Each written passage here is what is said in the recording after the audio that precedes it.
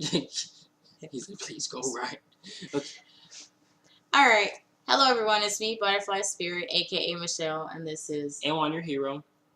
And we've been trying to make this video several times. And well, it hasn't really been going the way we wanted to go, but we're hoping this time around we'll be able to make it through the full video, because when we're making the last video, or trying to make the video, then his computer restarted.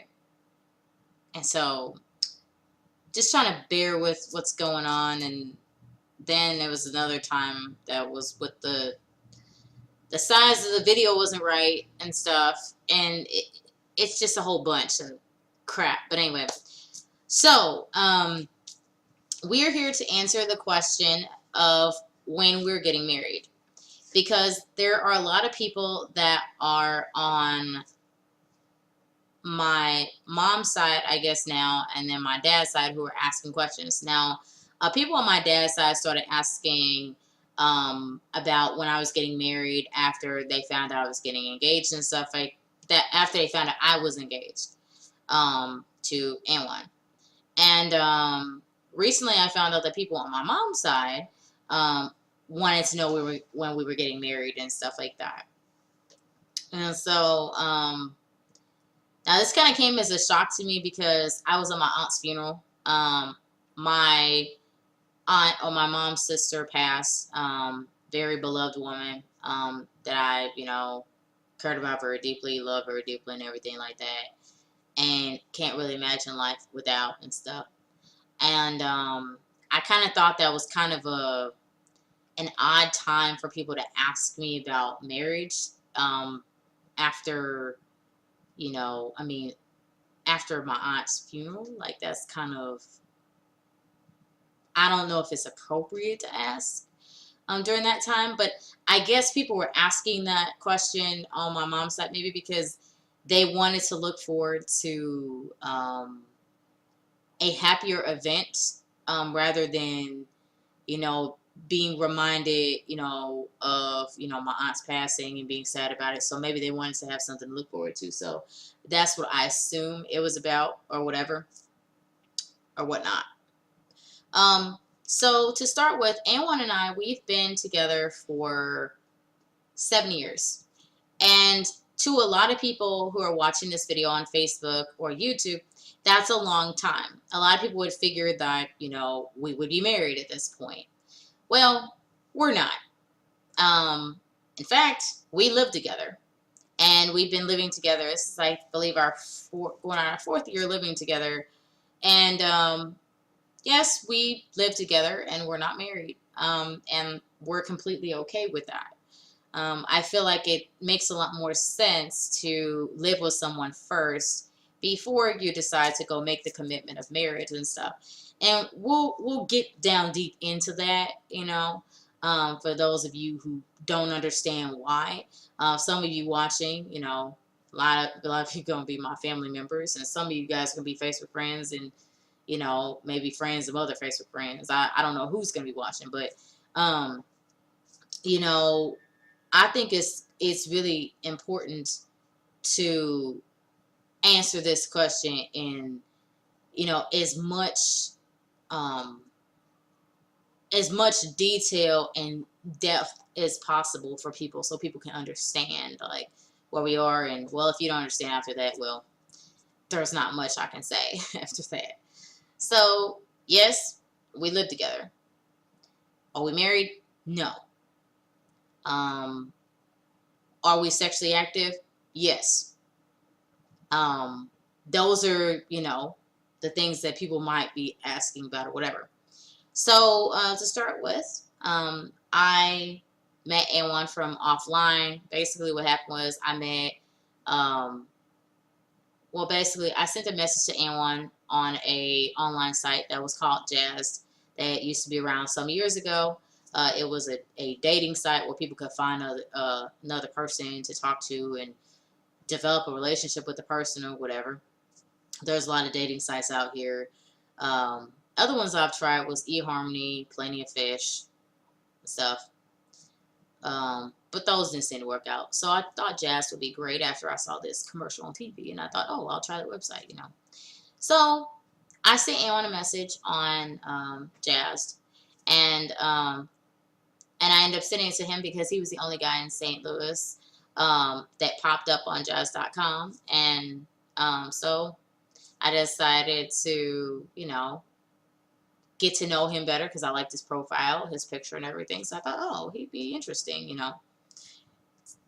And you know, he looked more professional than a lot of other guys whose other profiles that I had seen on other sites. So I thought, oh hey, let me just give it a try, you know.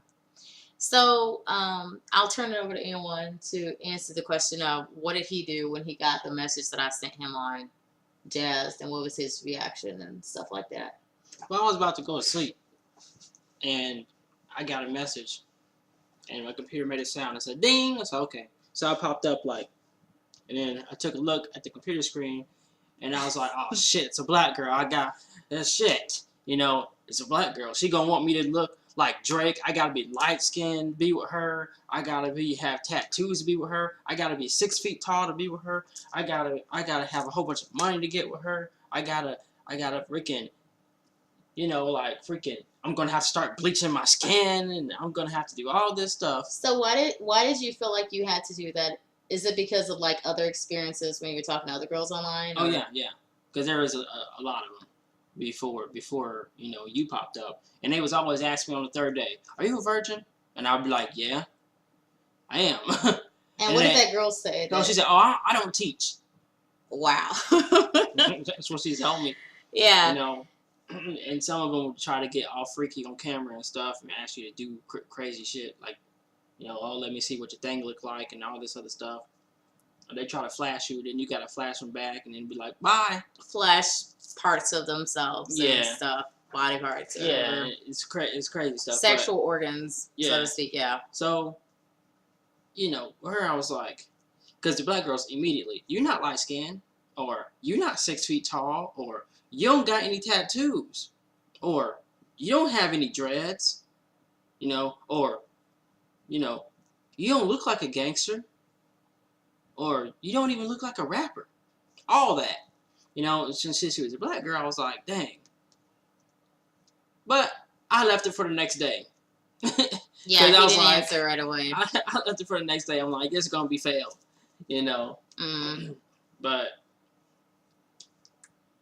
we started talking. And then she was like, oh, you know where the mall is? I'm like, no. She's like, the Galleria Mall? I'm like, no. I got to look it up. And then it was like, oh, well, you know how to take a bus? I was like, nope. I never did that either. So, okay, well, you just do this and do this. And I had to ask these strangers on the bus. I'm like, how the hell do I get to the Galleria?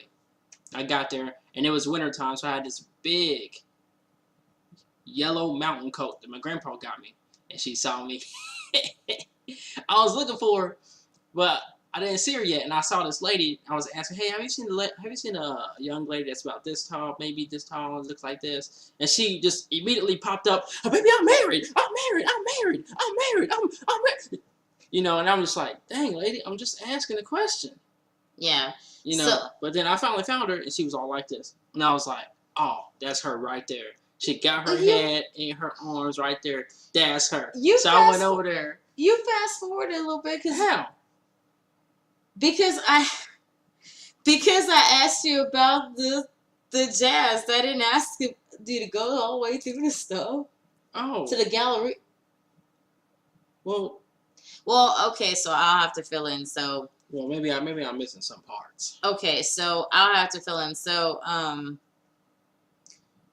I did agree to meet A1 or whatever because we had after the next day when he sent the message back to me, then we decided to. I think he was going to hang out with his friend or something. So what happened was that, you know, he said, well, if you want to, you know, call me or something, then you could do that because I'm going to go hang out with my friend or whatever. So what I decided to do is, you know, I saw the number up there. I said, you know, and I had the number. I was like, should I call? You know, I got a phone. I'm like, should I call? You know. So, you know, it took me about 30 minutes and I decided to call, you know. and talked to him, and he was hanging out with his friend and stuff, and I was just talking to him, just seeing what he was doing and stuff or whatever. But you kept asking me, describe yourself. Well, yeah, the reason why I asked N1 to describe himself is because N1 sounded like, and then his profile said he was black, but his voice sounded white. So it was one of those things where I was like, is this the right person? Am I on the phone with the right person? You know, type of thing. So I wasn't sure who it was, you know. So I was like, maybe I got the wrong number or something. So we, you know, we still, I think he was hanging with his friend, and then like after a while I left, but then like the phone call or whatever, because to let him hang out or whatever, and then I believe he went home, and then like I called him back later, and we started kind of talking back and forth and stuff, and we talked for like a long time, you know. That particular night we talked, and then, you know, nights after that we talked, you know, back and forth and stuff. Stuff that people, you know, do when they're trying to get to know each other and interested in each other and stuff. And so, you know, after days of talking, you know, I decided, well, you know, we've been talking a lot on the phone, we should meet. So what happened was is that I asked him, hey, do you know where the Galleria is? And the thing is that N1 lived in South County, and I lived in North County at the time. So, you know, he's in the South, I'm in the North. So we're a far distance from each other, you know. And so it's one of those things like, it's like being in two different countries damn near almost. So, you know, I wanted us to be able to meet to get to know each other and stuff, you know, just to kind of see, you know. Because talking on the phone is one thing, but when you actually see a person, it's like another thing, you know. And so I, you know, we set up a date and a time, which is something everyone's really big about when it comes to, you know, somebody doing things if they're serious.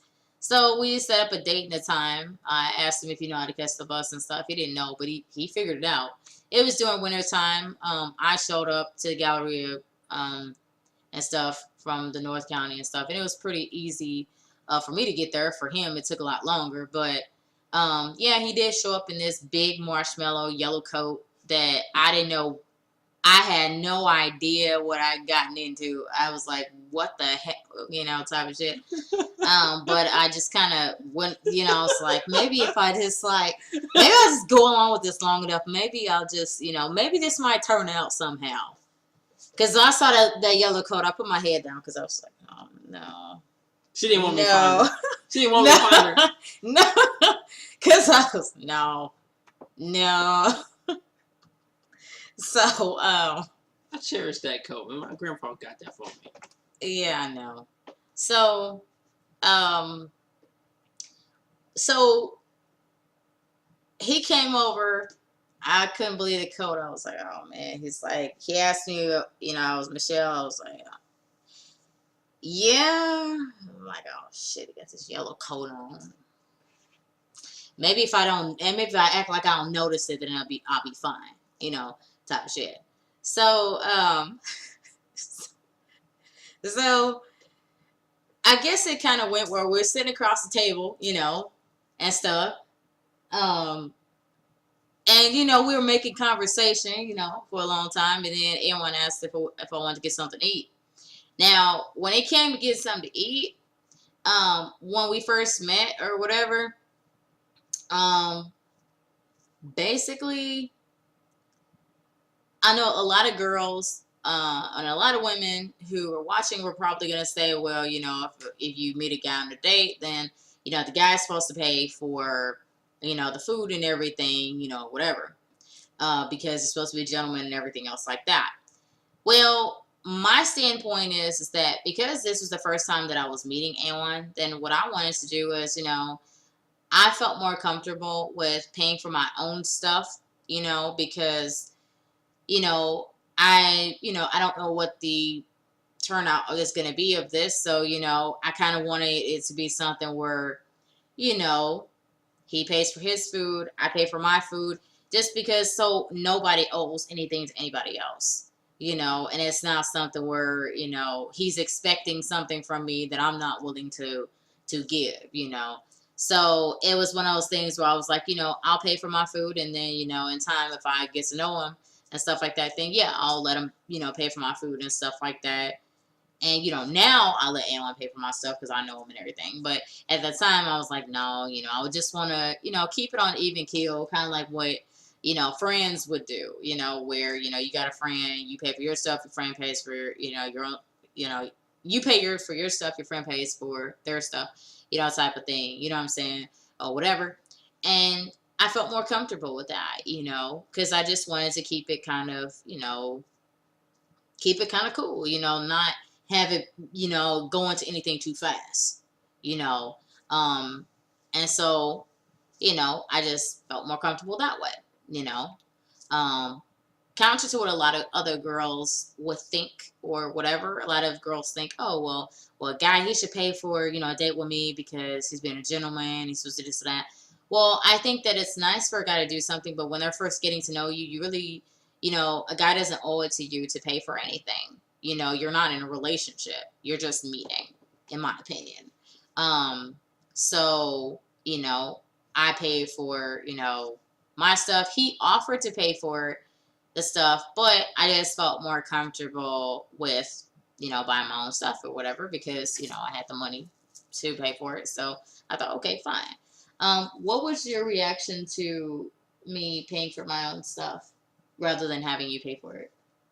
Well, since I didn't have a lot of men around, I always was listening to what the women in my family was always saying.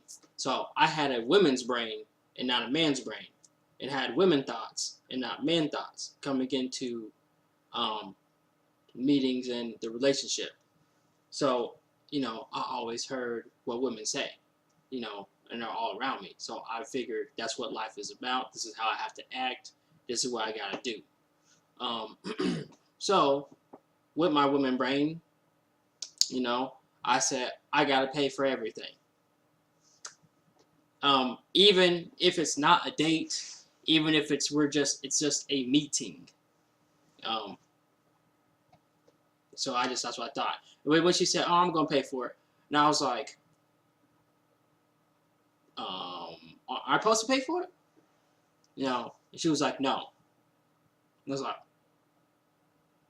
so I thought, damn, the date failed. Well, not the date, but I was like, damn, the meeting failed. Like, she's pissed. Yeah. That's what I thought, because when we started talking afterwards, her face was like this, y'all. It was like the whole time, like just no smiles, no, not even a frown, just straight. Well, I'm like, I dang, mean, like she's bored as hell. well, so back up a little minute. So when you met girls before, because there's other girls who you met before, Yeah, you know. I met other ones before. So her. what did those kind of go like with the girls when you this go girl, out to eat? Well, this girl was like, "Wants me to Steak and Shake." I said, "Okay, we've got the Steak and Shake." She hops out of this van. She got like 3 friends coming out, and a younger brother coming out, and a younger sister coming out, and they all sat at this big ass, long ass table, and her brother starts smoking, I guess, drugs right there in Steak and Shake. And she was like, "I thought you was done doing drugs." And I was sitting like, what the hell's going on? What kind of girl was it? Black girl? No, white white. Girl? It was white. She was kind of chunky. But, yeah. And then so that's what it was like. And then, I mean, that was that one. And then another one. Did you pay for her stuff? I don't remember. I don't think I did. I think that they each all paid for their own. Okay. I think I paid for hers. Okay. But I didn't pay for everybody's. I think everybody had their Anything own stuff. else? Because they asked me, actually. Okay. And I'm like, I'm not on a date with all you guys. I'm only on a date with, well, not on a date, but I'm only meeting this girl. Okay, so what else? What other experience with the... Other experiences, like I said, they would just try to meet you on cam, do some freaky stuff on cam. What about that? What about the... You had another girl that you met at Fridays. I mean, you don't have to go all into what happened afterwards, but with her... Yeah, I met... what was it? Friday? It was like Applebee's. So I was like in Fenton or something. Went to meet this girl in Fenton, and she was like Latino or something. And she was like, let's go to Applebee's. So I got that like 2 for $20, and I paid for her stuff. Now she said it was a date, and I paid for everything. See, I'm still learning. I was still learning. I didn't know what meeting was versus what date was. I realized that if you pay for everything, this was even after her. I still didn't know. But if a guy pays for everything, she's putting out.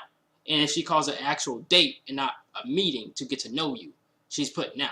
So she gave me like this bubble gum that makes you horny and stuff like that. It makes you stiff. And then You guys. ended up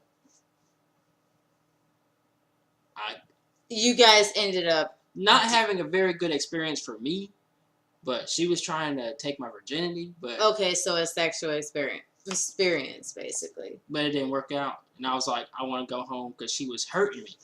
Okay, so okay, so that didn't go well. And I think Amon also had experiences where when he went to school, it was in Oh like, yeah, Melville. well, no, when you were in Sedalia when you went to high school, and then like when you was down there going to high school with the girls and how you were trying to talk Oh, to yeah. them and Yeah. go, find a relationship with them, or Yeah, well, you was they all either they had boyfriends or they were lesbians or some shit like that. And I just asked them all out on one day because I hate having to muster up that courage to freaking go ask one I think that might like me, or one that I think is cute, or one that I think has a personality that I like. So I just all in one day. So fuck it, I'm asking them all. So I did, and then after Caroline, you didn't have to say that. what? Oh, let's go ahead. So I was like, I'm asking them all. So that's what I did. And then after that, I was just focused on school. I was focused on wrestling, and that was it. I got all that out. That was good. Yeah. So he didn't find anybody, to date. It was like 11 of them. Oh. So. I mean, it's a whole school. You're gonna like a lot of people. You're trying. Yeah. So, Anwan's experience was that, and he had experiences where he would, it used to be like before he just asked the girls out. He had experiences where girls would ask him to pay for stuff, and but they didn't want to have a relationship or anything. They just wanted to buy stuff, on multiple occasions. He did it several times, but then when he asked them about, having, a relationship, then they said no. And it was kind of one of those things where, he basically realized that, there's a lot of girls expect guys to pay for stuff without there being anything, any relationship or anything. They're just taking advantage of him being nice as opposed to really wanting to have a relationship or something. Mm-hmm. So that kind of fills in that part of it. For me, I mean, there was guys that I was interested in. There was a guy when I went to school, in high school, and he was, so when I first started going to high school that I went to, Parkway North, and there was a guy that, when I first started going there as a freshman, then, I noticed he, didn't like me and everything or whatever. And his, first name was Ray, and he, he seemed okay. He seemed to know a lot of people and stuff. And I was like, oh, he seems like a nice guy, So, I kind of spent a year not, kind of looking from afar type of stuff, no one had a crush on him and stuff, but, not really going up and facing him, and stuff. And so, one day I just kind of, instead of watching him from afar and, seemed to be in the same place as he was and stuff, we was in the same gym class, in my freshman year and stuff. So, instead of doing that, I just kind of cut to the chase. And one day I walked up to him and I said, hey, so, hey, you want to hang out, because I wanted to get to know him, because I thought he was okay, and what happened was that he said, yeah, sure, and then we went our separate ways because we went back to class or whatever and stuff. And so I think it was, I noticed that he was kind of avoiding me. So when it came time for lunch, what I did was like one day at lunch, I went up to him when he was next to his friend or whatever. And he's kind of like mixed or something. And like, so, he was like not light skinned, but lighter than light skinned or whatever. Um, and so, I did was I went to him and I was like, um, and I asked him, I'm like, hey, you know, and I went up to him and he seemed like really nervous for me to be over there. And I was like, what the hell, you know? Um, and so his friend was there. And then, like, for some reason, I guess he said he had to go to the bathroom. So he, like, ran off. And I was like, what the hell is wrong with him? Like, what? And his friend gave me the number. And I had this girlfriend, this white chick was my friend. And she got his number. And then she called the number. It was a fake number. And I was like, what the hell, you know? Like, what the hell is this, you know? And so I noticed that like he really wasn't serious about getting to know me. I don't know what that is. You know, I guess because I was confident in high school, so you know, I'm just that type to kind of get it out the way at this point. You know, and I just kind of, you know, just cut that loose after a while and stuff. I didn't notice that he was interested. You know, like his friends like this white girl, you know, he kind of liked it, whatever. He was mixed though, so he was, you know, half white, half black and stuff like that. So, you know, I guess I don't know what the thing was. Maybe he was going, I don't know if he was going with her, you know, girl named Sarah. I don't know if he was going with her or whatever. I don't know. Um, but, you know, and then there was this girl, Simona, white girl from, some girl from Europe or Russia or something that he was kind of talking to or whatever. So I was like, you know, I'm just gonna fucking give up on this shit and just kind of, kind of do something else, you know. Um, so I kind of gave up on him and stuff. So I started, you know, seeing if there was other guys in high school that I could talk to. Mm, there's this one guy that I thought would be nice, but you know, seemed really nice, like black dude and stuff. It was on the football team. Seemed like a nice guy, you know, like people spoke nice of him and everything and stuff. So I thought I would say, hey, you want to hang out to this black dude? But, you know, it's like my complexion or whatever. But what happened was when I went to go and try to go up and talk to him, then there was this like girl. I don't know what kind of girl she was, but she wasn't white, she wasn't black, she was, I guess, maybe Middle Eastern, something type of mix of something, I don't know, but um, sitting on his lap or something. And then when the black dude left that I was gonna talk to and stuff, then this chick was sitting on this white dude's lap. I guess she was like, I don't know, they was probably all having her, I don't know. So I just kind of gave up on talking to the black dude. I was like, you know, if he's interested in those kind of chicks, no, you know. So there was this guy that I was interested in talking to. I go to a store at Snooks and around where my house was, and there was this guy at Snooks named Justin. I tried talking to him, and he seemed nice. He'd always try to make conversation and everything with me and stuff, you know. And well, you know, he really seemed like he liked me, and he's always taken with talking to me and stuff. He worked in the frozen food aisle and everything. And so um, one day I went to, you know, I was getting some food, and I'd always stop on the frozen food section and stuff, you know. And what I saw was I walked over and I was gonna go talk to him, you know, I guess to approach him and see if he wanted to like hang out or whatever. And I knew he was older than me, but I was like, well, you know, I think he was like, because you know I look young for my age, so some guys might think I'm younger than what I am, but I think he was like, 18, 19, I guess, or whatever, and stuff, you know, or yeah, maybe. And so, you know, he was, you know, he wasn't like 30 or nothing, or like that. He was like, you know, I think like 19, maybe 19 at the most, or whatever. Could have been 20, but I don't know. He seemed younger, so I'll go 18 or 19. So, I walked over to the frozen food aisle, and what happened was is I saw I walked around. It was like walking around the frozen food aisle, and then what happened was is that where you going? We'll get some orange juice. Oh, so I guess his mouth's dry. So walked around the frozen food aisle, and then what happened was that I saw him talking to some chick. And it's like this light-skinned black chick I saw him talking to. And I guess she just got a job at the Snooks. And I was like, huh? You know, and stuff. And he was like talking to her and they're talking her up and everything. And I was like, okay, I'll just get my stuff and I'll just like leave it, whatever.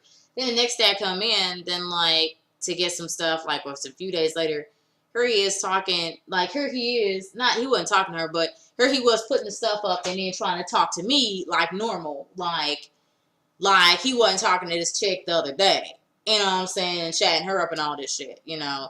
And I seen him a few other times talking to the chick too. And, you know, I was like, what the hell? You know, what the hell's going on here? And luckily it was thanks to my brother, because my brother went to talk to the guy, because my brother was like to the guy, hey, you know, my sister really likes you and stuff. And I overheard my brother talking to the dude Justin, and he was like, oh, well, I don't really like her like that and stuff like that. And I was like, what the hell? I'm like, what? You be talking me up and all this stuff or whatever, and flirt with me and everything, and it's nothing? Okay. So, when I go to the store, I just said, you know what? Screw it. I'm just not even gonna, fool with him. I see him sometimes, but you know what? I just kept moving, you know, because I knew what his real intention was, and I was like, nope. So, I mean, I moved away like sometime after that, so it wasn't like a big ass deal and stuff, because I started going to college and stuff and got busy with school, so, I was okay. I haven't seen him, so it ain't make a big ass deal to me. If I ran into him, probably got kids now anyway, so it ain't a big ass deal to me anyway. So, so it made me laugh. Anyway, so, take my train of thought. So, you know, there's been guys I've been interested in. There was another guy that was at Snooks that I attempted to talk to, but it just didn't go nowhere. Or whatever. There's this guy at my high school, another guy in my high school I tried talking to my senior year. Didn't go nowhere because he was freaking weird, because like it was weird as hell, because like I don't know what the hell it was, but like he seemed cool because we've been in the same class for a long time, like for years, like 4 years or whatever, and like to our senior year. And like, you know, in our senior year I decided to, hey, we should hang out. So I asked him, hey, you wanna hang out? He's like, yeah, sure. And he had a car and everything. So I was like, oh, okay, cool. Then like the next week when I was talking to him when I was in high school, then like it's weird because like it's like he was avoiding me or something or whatever. And then like he started going with this chick or something, this new chick. And the weird shit was just that she started like dressing like me and had her hair like me, and it was just weird. So yeah, I was like, no. But I was glad I went to college though. Definitely glad I went to college. So I met Anwan when I was in college. I think I was in my sophomore year of college when I met Anwan, whatever. So you got a little bit of our dating histories a little bit, so you kind of can grasp it. So moving on, we have been together, as I said, for 7 years. We moved in together in 2013. I was in college. He wasn't in college anymore. Because he was trying to complete. What were you trying to complete at Merrimack? I'm back. I was trying to complete graphics communication. What's graphics communication? It was for art. I wanted to work on CGI, like and Incredible Hulk, Transformers, Pacific Rim, stuff like that is what I was trying to do. Anime stuff. Well, animation. Animation, okay. More like 3D animation. You know, y'all seen the stuff. It looks kind of real. They make it look all real, but it's CGI. Okay. That's what I was trying to do. But eventually I went broke because of classes getting dropped. But they kept pumping money into classes that got dropped. And then I thought it was available for me to spend. And I thought they took that money out. Ended up having to owe and haven't been able to like pay them back. They didn't want a payment plan. They want the whole money. Mm-hmm. So it only gets taken out in increments through state taxes. So that's why I just let it happen like that. Mm-hmm. Yeah. So, he was in college. I was in college, but college for him didn't go anywhere. Me, well, I went all the way through to college till I graduated college and stuff. I didn't have anything like that happen for me or anything, luckily. So it's cool, you know. But even though he didn't like graduate from college, you know, to me that's not the most important thing. You know what I'm saying? Because anyone's skilled, you know, with computers and stuff. You know, like me, I don't have the patience for a computer, but he do. So, I mean. So if my computer breaks, then, you know, he can fix it. So I got my own computer repairman right here at home. So that's always convenient because it can cost a lot if you don't have one. So I'm lucky. I'm lucky. So, yeah. And so, we moved in together in 2013, after an accident. So, basically there was an accident that I was involved in, and it wasn't my fault or anything. It happened during an ice storm. Someone hit me in the back, and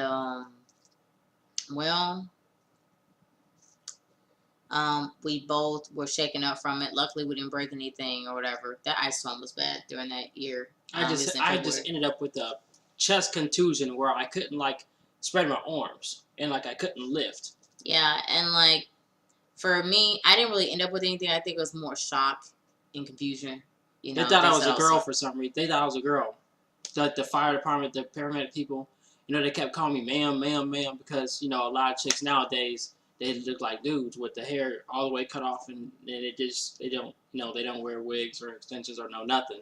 And if you got the same hair as a guy, you know, they just assume, to be safe on the safe side, they just assume, you know, call you female, because not all girls got boobs either. So that's to be on the safe side, is call you ma'am.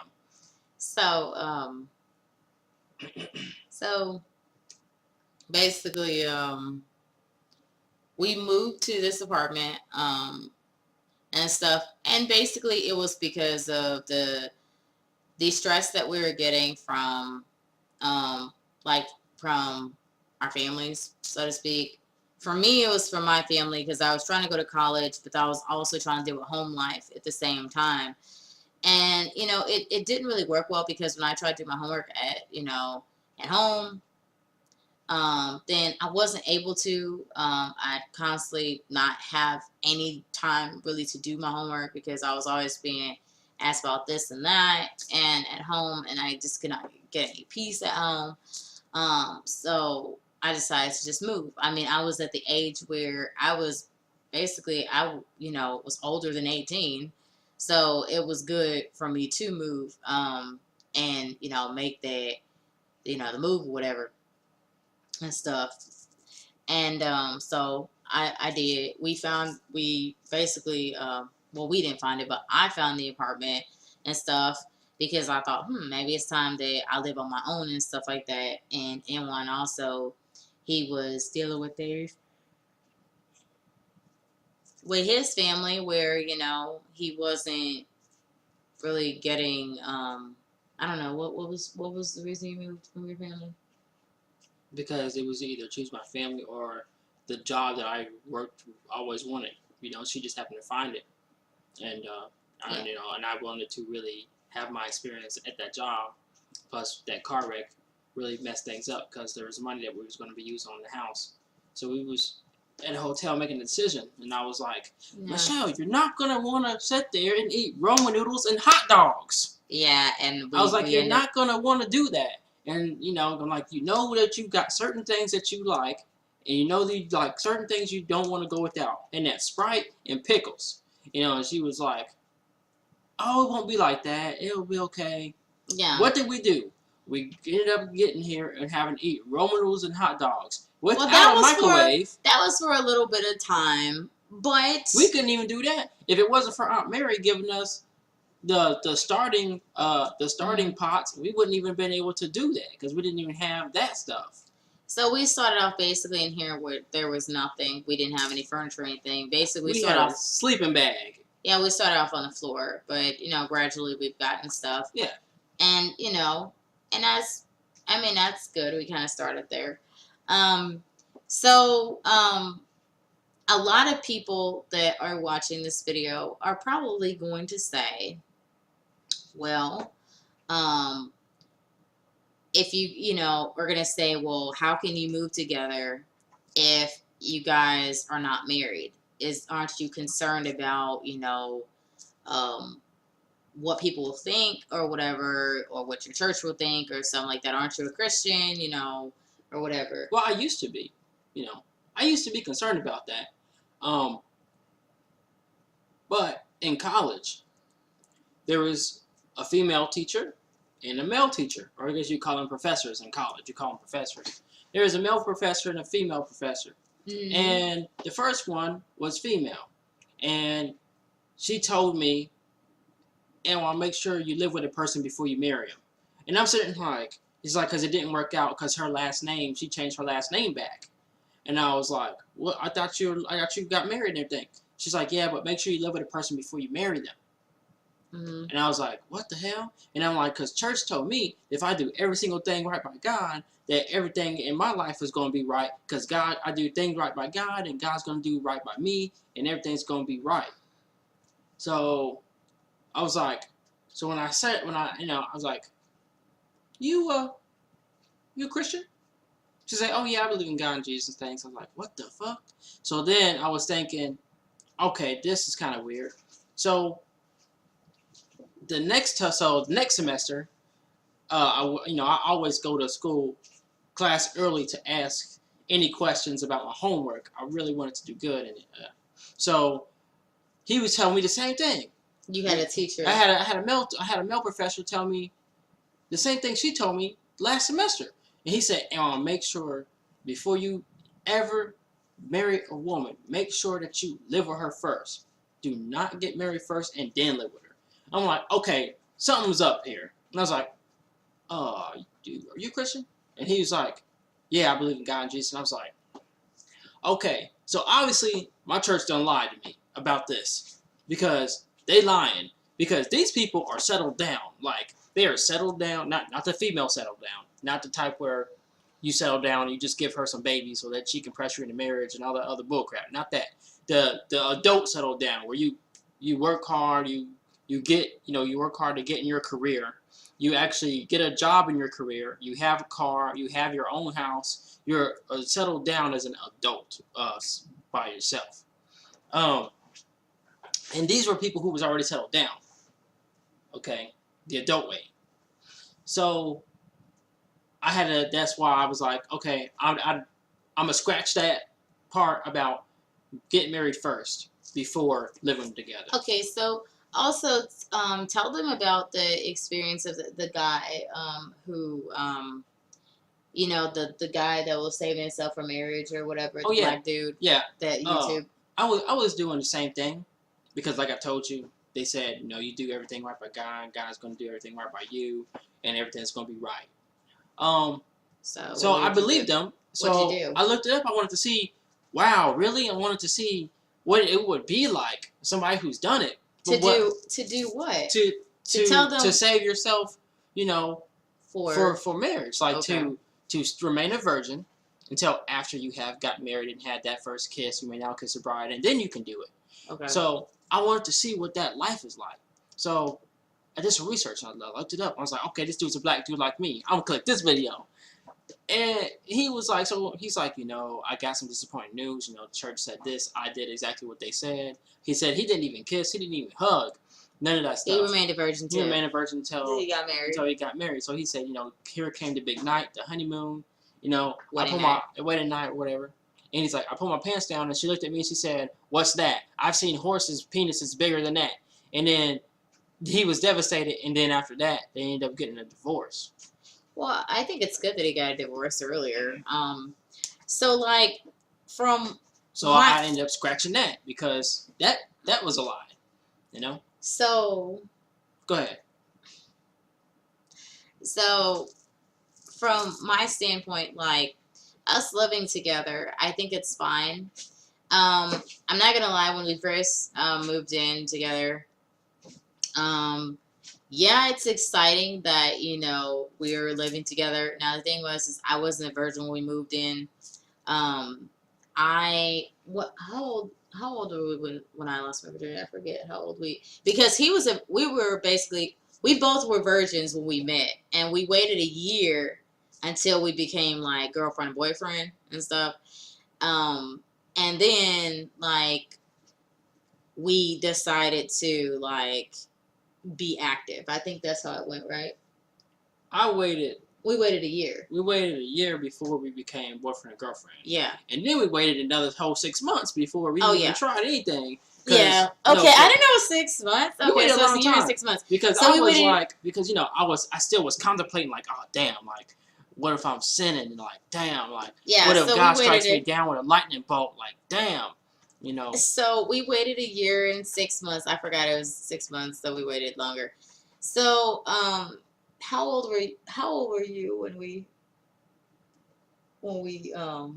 Okay, I met you at 20. I met you at the age of 21. Okay. I became your boyfriend at the age of 22. Okay. So 22 and a half. So what year was that? I forgot. 2012. Okay, so 2012. So for me, 2012. Are you serious? Yeah. 2012. So, damn. Yeah. That 2012 was a movie. Let me see how old I was. Okay, so you were 22? Yep. Okay. So, hold on. Why the hell did it say that? I'm trying to do the math. So that means that he was you were 22, right? Yeah. 22 now. So wait a minute, but I'm 2 years younger than you. But we cross to you're not exactly 2 years younger than me. Okay, so it's a year and a half. At some point, you become 2 years younger than me, and at some point, you're 1 year younger than me.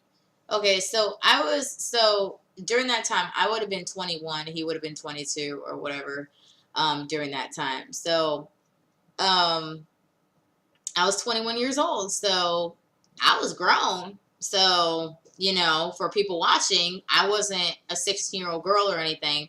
I was a grown woman. I'm older than 18, 21, age to drink. So, at that time, losing my virginity at 21, there's a lot of people who had me beat, who already lost their virginity and stuff. But me, I was a good girl, and I waited till I was 21.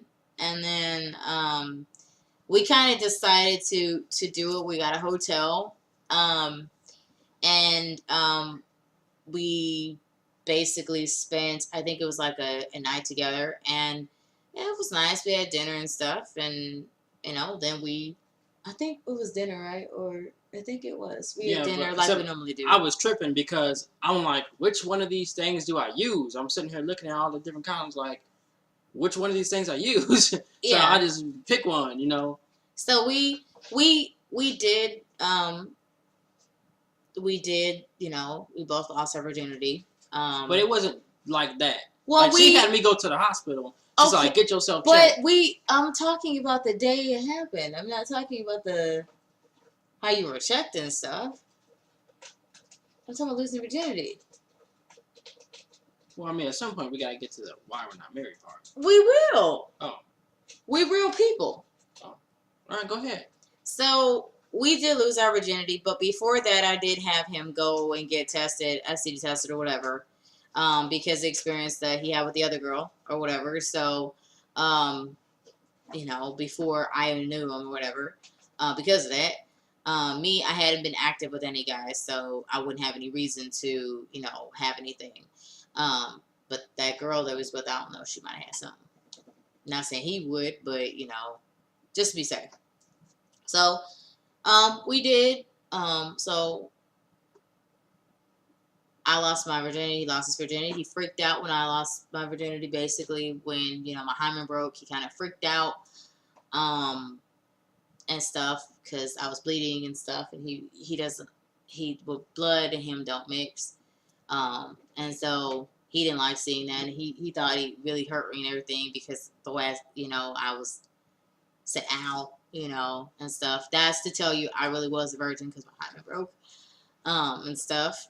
And so I was no longer a virgin or whatever. He himself, he wasn't, he was a virgin, but well, after that, he wasn't a virgin either. So we just kind of both lost our virginity. And then after that, well, you get a sex drive after you lose your virginity. Which nobody ever told me that part because, like I said, I live with just women. And, keep it in your pants and don't do that, blah, blah, blah. I never knew that there's this thing called a sex drive. I never knew that. See, so when I tried to do that again, I couldn't anymore. Like I could when I was virgin. I could just not masturbate, not do none of that stuff. Yeah. But after that, it was like something activated. And now I have a buildup where I get to a certain point and I start getting agitated and jittery and all type of weird shit. And it's like, I have to release. You have a sex drive. Yeah, sex drive. It's like, so, go ahead. I Go think ahead. they know what a sex drive is. Yeah, well, I'm just saying that when you're raised with a bunch of, females and women and stuff, you don't got no guys around. You hear them say one thing, but in reality, for an actual man, it's something else. Well, when I was growing up, I mean, I don't know the way. I never really had like people, like I don't know. I learned about sex, had the sex ed and everything, so I learned about it, and my mom would tell me stuff about things or whatever. So, my mom was very serious about telling me about stuff, like, stuff my mom would tell me, like, about stuff. My mom was realistic about it. She didn't really hide anything about anything, and, my mom thought, like, I think at my age when I, told my mom that I lost my virginity, I think she figured it was about time that I did, and it was good that I was an adult when I did it, and stuff. So she was okay with it, and it wasn't anything that was bad or whatever about it.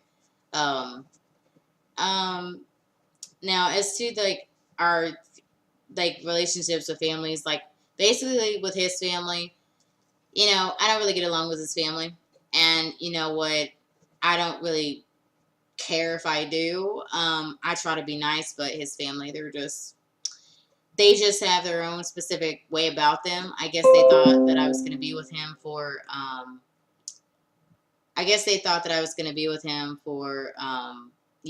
maybe a little while it was going to work out and stuff, because I think they had plans for what they wanted him to do or whatever, or something, relationship-wise. I thought they was going to be way nicer because, they were Jehovah's Witnesses. They were Christian in some way, or believed in God and Jesus and all this stuff. So I thought that, they was going to be totally nice. That's how I always envisioned them before I lived with them, custody-wise. Okay, you don't have to go into the whole thing, but with the custody thing or anything. Oh yeah.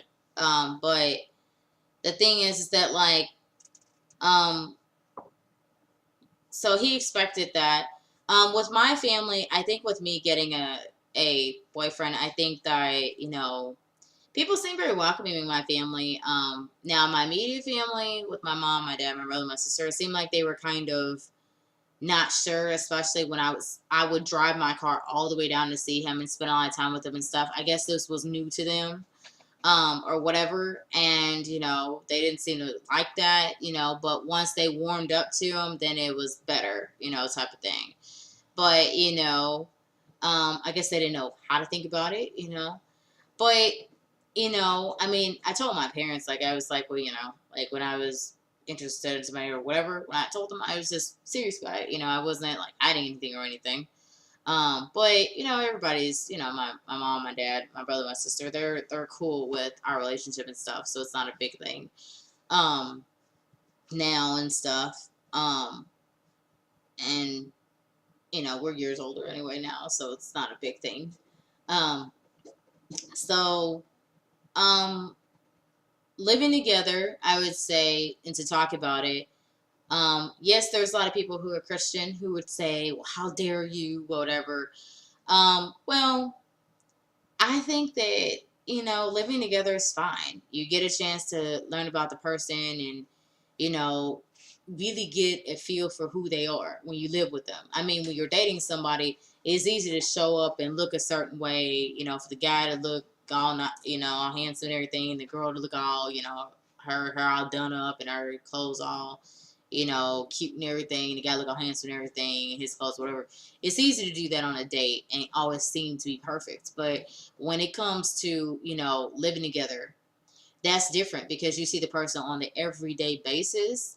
And so there's not things you can hide from them. Not saying I was trying to hide anything, but, you know, we found out things about each other. I found out that, you know, Anwan, you know, like he likes to play, you know, he likes music, you know, he likes to play video games and stuff like that. That's his thing. You know, I mean, when I come over his house and see him, you know, or his mom's house and see him and stuff, you know, I didn't really know that much about him, you know, as much, you know, I'm only seeing, you know, you know, the surface, you know, not below the surface type of thing, about who he is as a person. I would say the first year that we lived together, first it seemed to start off easy, but it kind of went downhill from there. Um, because, you know, at first I was excited about living together, um, because I mean that means, you know, we got a chance to, you know, be intimate with each other, or, you know, have sex with each other, and stuff like that. But then I was also going to school at the time, so, you know, a lot of my focus went on school. Yep. And he can tell you, that I will be spending a lot more time with the books than I will be spending with him. So Yep. yeah. The only time she spent time with me when she say, "Hey, I gotta get this DVD. Could you buy it for me? Hey, I gotta get this book. Could you buy it for me? Hey, I gotta get this supplies. Could you buy it for me?" And I'd be like, "All right, I got you. I got you. I got you." But when it comes to, hey, you know, can I get a smooch? No. Can I get a hug? No. So, so basically, me, what would you say the first year was like? Because I think at first year it Terrible. started off okay. I think it started off okay. Terrible. But it was terrible. The first 2 years was the worst. I mean, the fights was so bad. Okay. Like okay, if we we're gonna had, say disagreements, not like fist fights or anything well, like it that. wasn't It was a disagreements. okay. It was arguments. It wasn't a fist fight. It was more like a throw something at you and then that's it, or a push and that's it. But for me, you know, I wasn't very strong. Like I said, I still had that woman brain. It took a long. I didn't have backbone either, so like she would like make me cry because I would like, why ain't this shit working? Like, why can't I cheer her up? Or why isn't giving her gifts working? What the heck? What's going on? Well, You know, all these different things and the cleaning and stuff, and you know, the praying ain't working, the church ain't working. Golly. well, the church didn't even really. They didn't really want us to be together anyway. Every time you went to it, like it's all like when you went to the different churches, like when you went to the church with your family and stuff, and then like the churches that you end up going to, like they never end up liking us being together exactly. Like they just like they're more about you giving money to them rather than like you having me having money, you know, help me out with money or whatever. Yeah. Luckily now, one time he was going to this church. It was that black church he was going to. Yep. And what happened was is that what happened? Oh, they said, oh, you know, God don't like y'all being together, so because I wasn't giving to their church because I was giving money to her, and they was like, oh, God don't like y'all being together, so you know you need to stop giving money to her and start giving more to the church, and start giving more to God. It's God's money. So I was like, I'm sorry, that's so funny. I was like, What? It was see you later. And that's all. I just left. You know, because I had to leave to go see her, like Scott Trade Center or something like that. And she came there to meet me. But then that night, her house got broken into, and her laptop got stolen, yeah. and all type of crazy stuff. And I was like, dang, like that could have been you dead if I had to listen to the church people. Like that's not good. Yeah, and so like that would not have went very well. It really wouldn't have. I was really torn up about that laptop. I really was. I'm not really torn up about it now. But I mean, I've had other like laptops since then, so it's not like the only thing now that I think about. But I would say that, you know, at the time it was really something really big and stuff when somebody takes from you and stuff, and you feel violated almost that something that you bought is taken from you and stuff. So and that stayed with me for a long time. I guess right now, like, where am I going with this? I think living together, like the first 2 years, it's. I thought it was okay starting off when we were first getting stuff together. You know, like I got my first check, and we was able to get food and stuff. To me, we were first okay. But yeah, we did have some disagreements and stuff like that. And you know, I mean, at least that's something we dealt with. You know, If we would have got married first, I would have divorced. I couldn't handle all that, especially actually trying to figure it out and then getting told I don't know a lot. It's very hard to figure things out if the person doesn't even know why they're doing it or why they're treating you that way. So I would have just divorced. Because things can only get so bad before you just call it quits. But I mean, we got the third year we ended up getting in. We became engaged in, I think, the third year or something like. Yeah. Third year, yeah. So the third year we ended up getting engaged, I think. Yeah, third year. It was like now this is where my male brain started to become active. So where I started really taking on. Well, you engaged me first, and then. Yeah, because it was like it happened like this. Like, well, how did engage happen? Well, I'll tell you how it happened.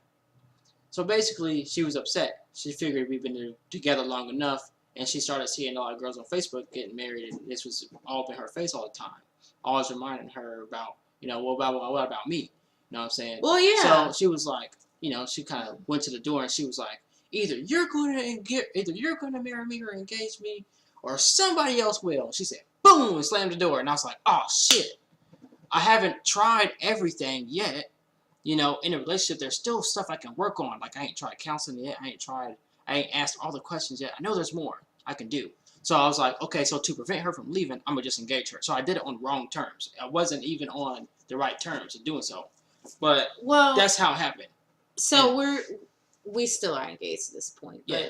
So the thing is that it's, the reason I felt that way is because,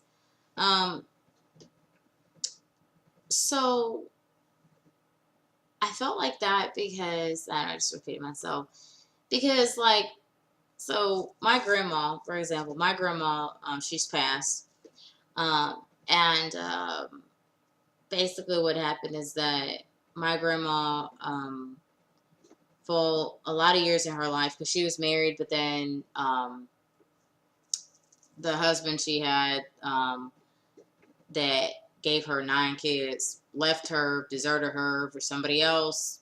Well, he ends up dying from something in the hospital or whatever. I think it was frostbite or something.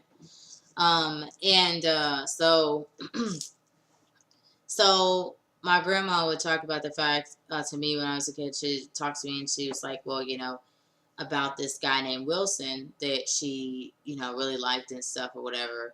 And she was always waiting on him to marry her and everything like that because he said he would. For years he said this. So, and I was like, wow, I don't want to be like that. So when I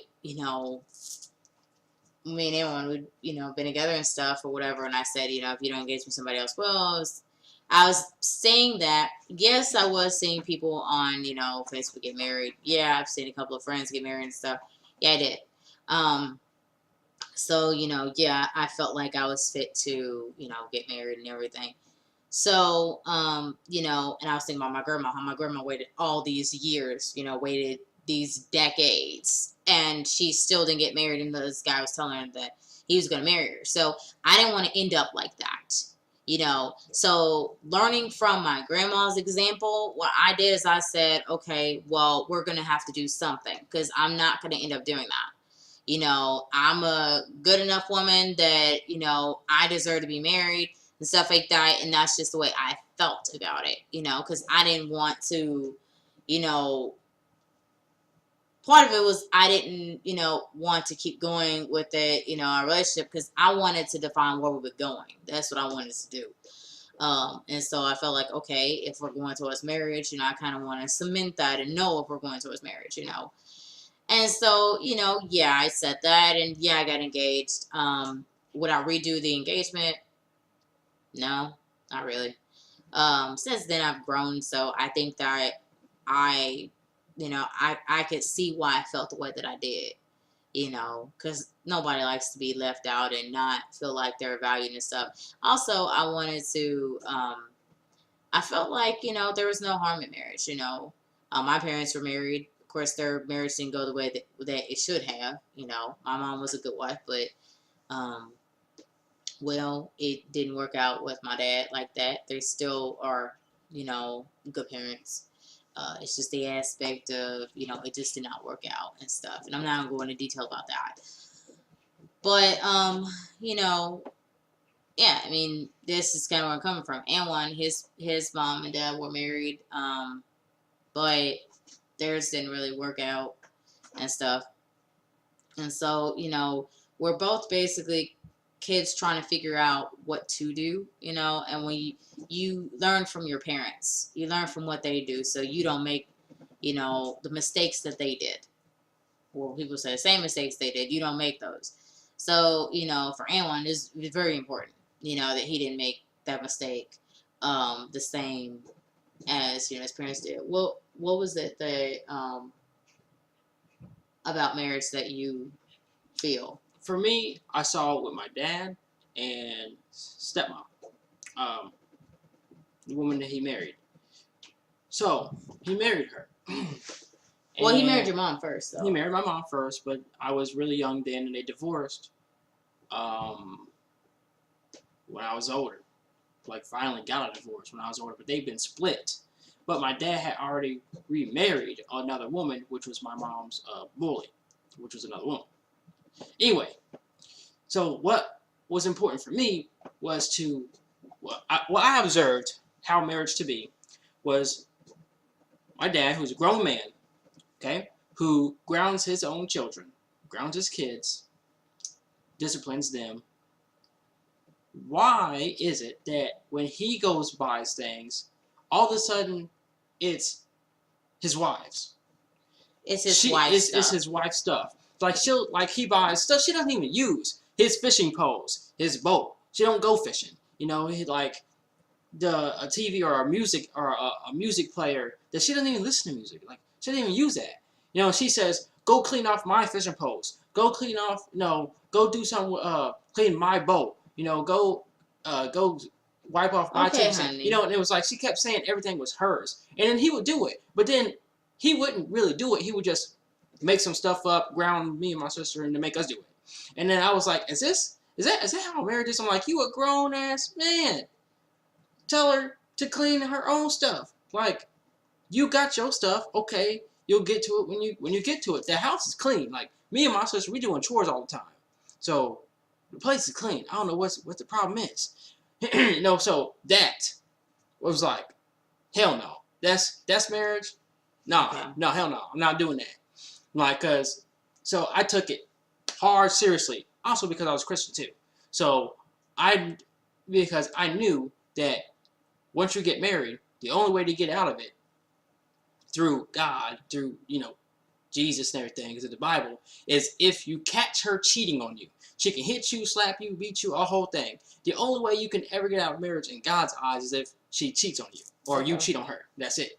So I took it hard, extreme hard seriousness, which is why afterwards we got into fights and we kind of I started to feel lower than even a boyfriend, so I ended up taking the ring away because I felt so low, so I was like, since I don't even feel close to a fiance.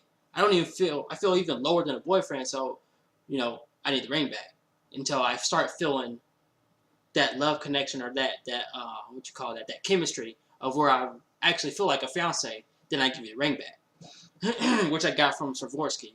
It was cool. Eventually I did give it a ring back, and I was like, I really don't know jack squat about marriage. So I got to do all this research. So when I started doing all this research, this is when I started getting into a different switch. Like, during an argument, I would realize something is happening. Like, I would get caught in the argument, and I would forget what the hell the argument was about. I would just get caught in whatever she would bring up. And so I started really thinking about that. Like, okay, what the hell is this? Why? What is this about? Once I started doing that,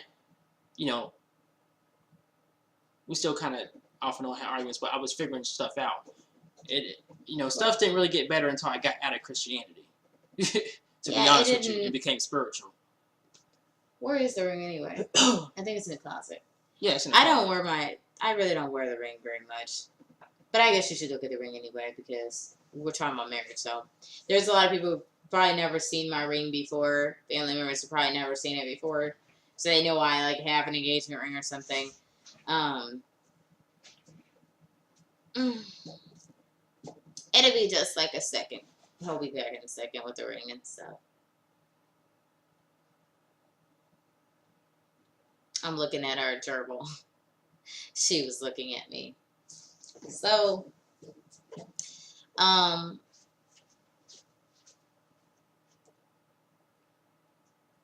what? He does little cute little things like that. he do little cute little things like that with the stuff. So I'll go ahead and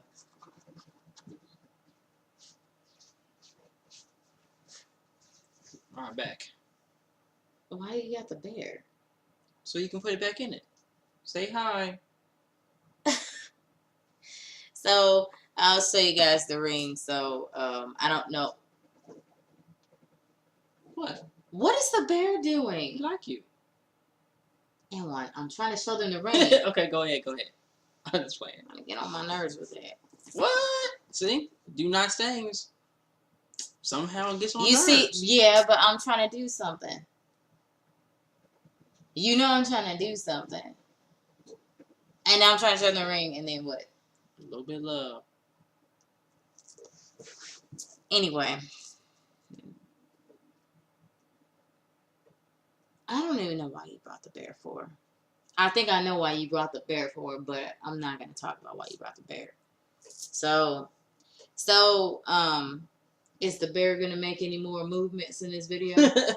No. Just Do we have to put the bear over there? No, just put the Until ring. the end of the video? Just put it back in the box. I didn't even show them the ring yet. Oh, go ahead. I didn't say to put it back in right now. So this is the ring right here. That I have or whatever. I'll put it on and stuff. So, okay, that's the wrong finger. I think it's the wrong finger. I think when he engaged me, he put it on the wrong finger or something. So trying to make sure I can get it real good. For you guys so you can see it. Okay, so this is my ring or whatever that he got me. I think you're supposed to put on a different finger or something. Yeah, I think the finger that I was supposed to put on it fits on this one. So this is my ring or whatever that I have and stuff, look pretty, I guess, or whatever. So that's, cute. So basically, so it's my ring right there. So I have that little girl, type of, showcase ring or whatever. So, so it's my engagement ring, and right here, my engagement ring. And I keep it in a box. I don't wear it, because for me, I've had a bad thing where I don't keep up with rings, and I lose rings. So I like to keep my ring in a box and stuff. That way I don't lose it. And my ring was like $100 or whatever, and stuff. It's not pretty. My ring was like $100, so I didn't want to lose it or anything. It was exactly $100 plus tax. And it was a crystal ring, and so I like to keep it somewhere where I'm gonna be able to look at it when I want to and wear it when I feel like I want to and stuff. I wear it on little rare occasions. Hey, Aaron, where'd you go? Aaron, I gotta go to the bathroom right quick. this will be the time where he would, say that.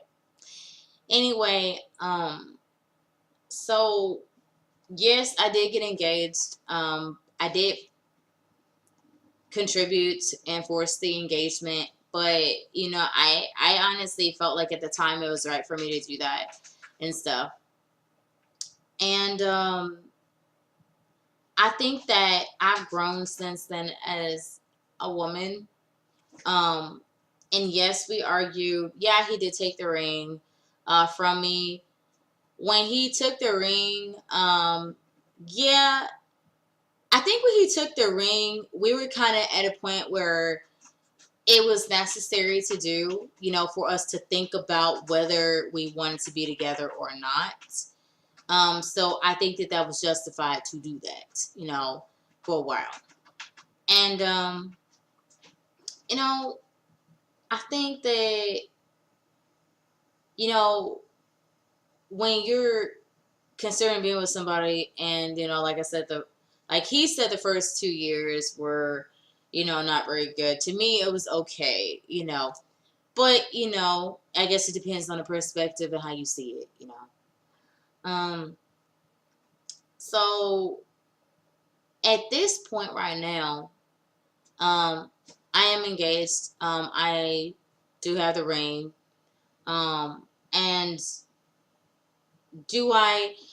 my honest thing about being engaged right now, I'm kind of waiting on him for a minute.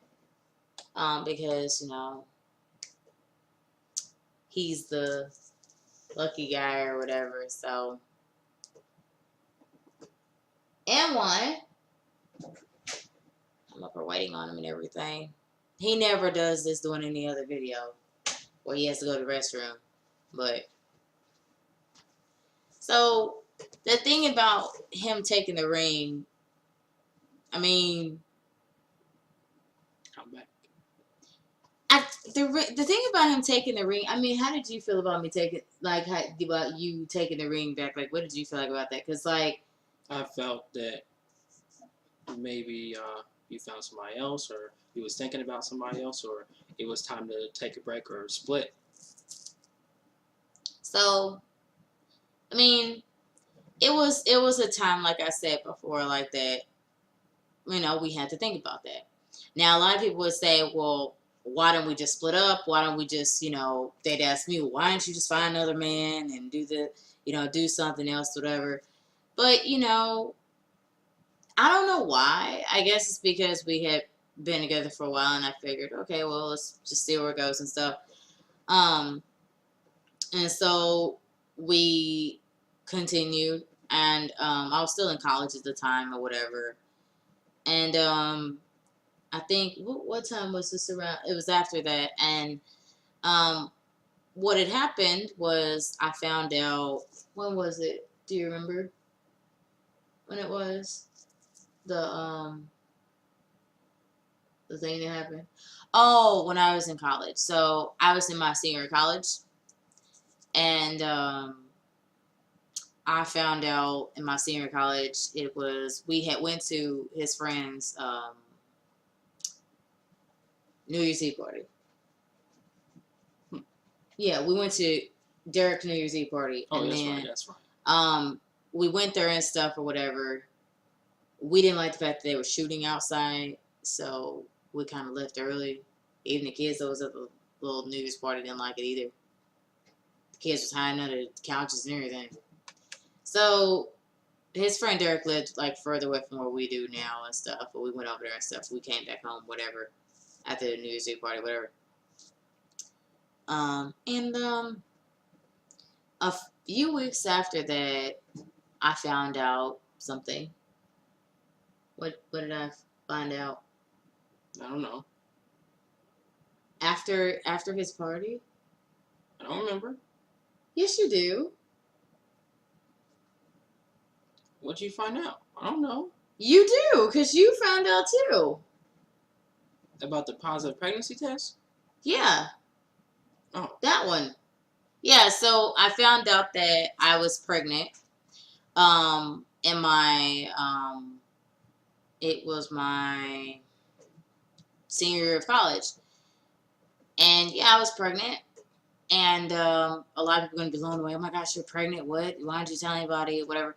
Well, the reason why I didn't tell anybody was because I knew people in my family. I already knew that they were going to be the types to go and basically try to force me down the aisle type of stuff because of me being pregnant. So I didn't tell anybody about it. I didn't tell anybody. Not until like right now.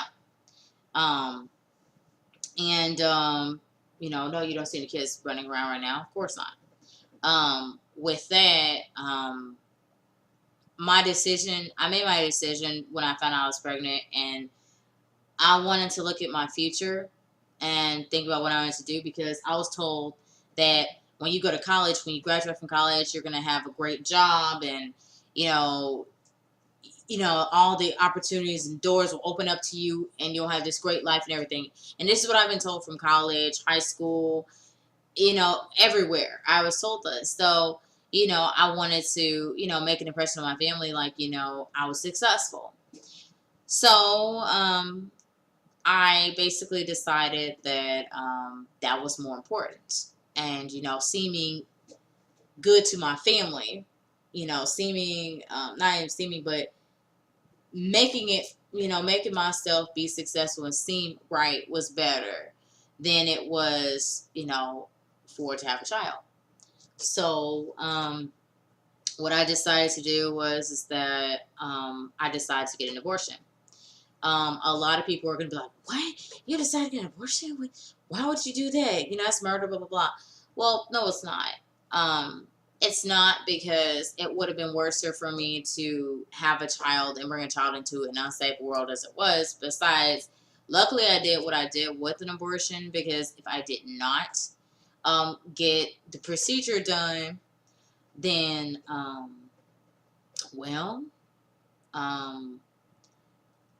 life would have been threatened, my child's life would have been threatened because after the abortion, what happened was that police officers started tasing women in the stomach, black women in particular, trying to make them lose their babies and stuff. Black men were getting shot, black women getting shot, black children getting killed, and, it was stuff like that. So, luckily I did do that, and I did take that step to do that, and, I listened to my gut feeling that I had, and I followed it, and it was good that I did do it. I graduated from college, of course. The whole job thing, opportunities didn't materialize like that, like people said, so, I've kept going ever since. Now, you might say, well, how can you get a job, how is that possible? Well, we tried a lot of different things. We went to churches, we went to his church. The church prayed for me to get a job several times. That didn't work. We would, pray in the living room with our hands joined together with the Bible between us, and we pray at the dinner table for me to get a job, and it never did anything, and that contributed to me not being a Christian. And so, I mean, yeah, it is what it is. It's a big contributing factor, to why I'm not, a Christian at this point. Um, and so I'm glad I found it out at that point. Um, since those first 2 years, I mean, we have grown. He's grown more to have more of a male brain. Me, I have more so. I would say this. Something I started to do is something that really helped me was getting out of Christianity did help me. And it was something where after I left Christianity, and so we both left Christianity, then things started to get better in our relationship, surprisingly. I started meditating, and, it helped me to contemplate and to think about things in my life and to see things in a new way and a new perspective and to deal with things inside of myself that that needs to be dealt with, especially because I was adapting to the fact of there being a new president. It was scaring me to death because of, the stuff that's being said where the black people's lives were in danger and, all the stuff like that. So with, Donald Trump becoming president and, his white supremacy stuff and being scared for my life and stuff. And meditation really helped me to the point where, it helped me to overcome things. And, another thing that help me out was the fact of I started to observe our arguments too, to see what was going on. And I started to notice certain things and to really pay attention to things that was going on, like what we argued about and different stuff or whatever. We did try premarital counseling, where we paid for premarital counseling and stuff. That really opened us up. That didn't open us up when we paid for premarital counseling. We paid for secular premarital counseling, and that didn't do anything. It's like we threw money threw it out the window, or threw it down the toilet. It really do nothing. For the lady we went and met with and stuff, we paid $300 or $400 to be with her and stuff. Didn't really do nothing. But when we found we read the 5 Love Languages book and did the prologue test online. Prologue was a premarital, basically, site that really helped. The guy who wrote 5 Love Languages came with prologue and stuff for people to take tests and stuff. And it really opens up your perspective about what the two of you want. If you're going to get married, the things you guys have to be aware of and stuff like that. And so we took the test, and Anwan gave his honest opinion on his time. I did the test on my side of the test. He did his side of the test. And when it was time for us to reveal our answers about certain things, we had to face those things. But this was before we left Christianity and stuff like that. It really was and stuff. One thing I've had to adapt to, and this is before I left Christianity and everything, was the fact that he didn't want kids. And I had to, realize that if I was going to be with him, then, there wasn't going to be any kids in our relationship. And so that was something I spent a lot of time thinking about. Contemplate the marriage thing and everything. But, at the end of the day,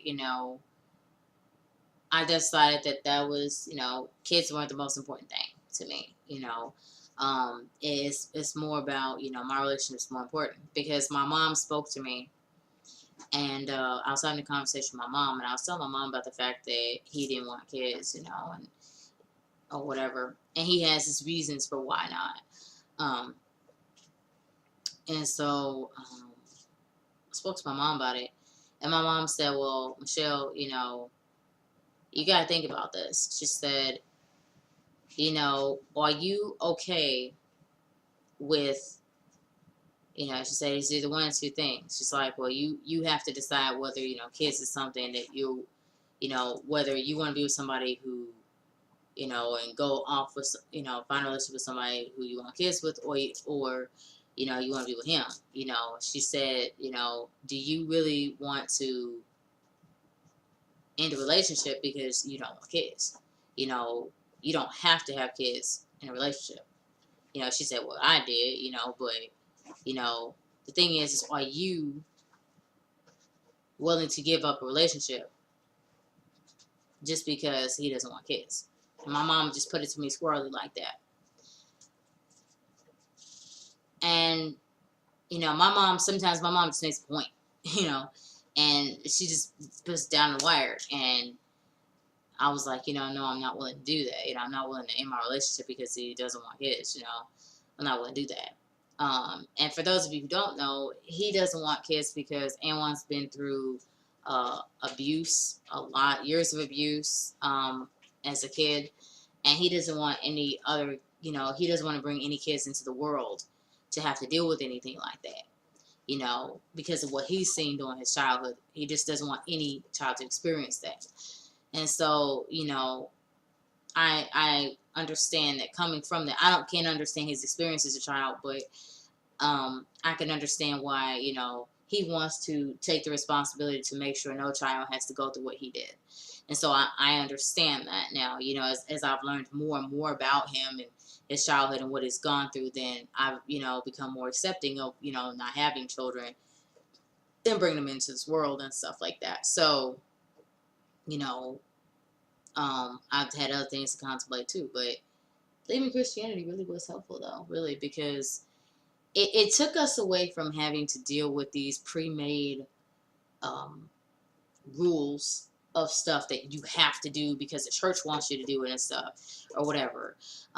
Because there's people who are religious who it's really about what they want you to do. It's not about what you want to do. I've seen people that have been forced to get married because of their parent. And it's about what their parent wanted them to do, not what they wanted to do. I've seen other people who got married because, they really wanted to, and that was good, and stuff.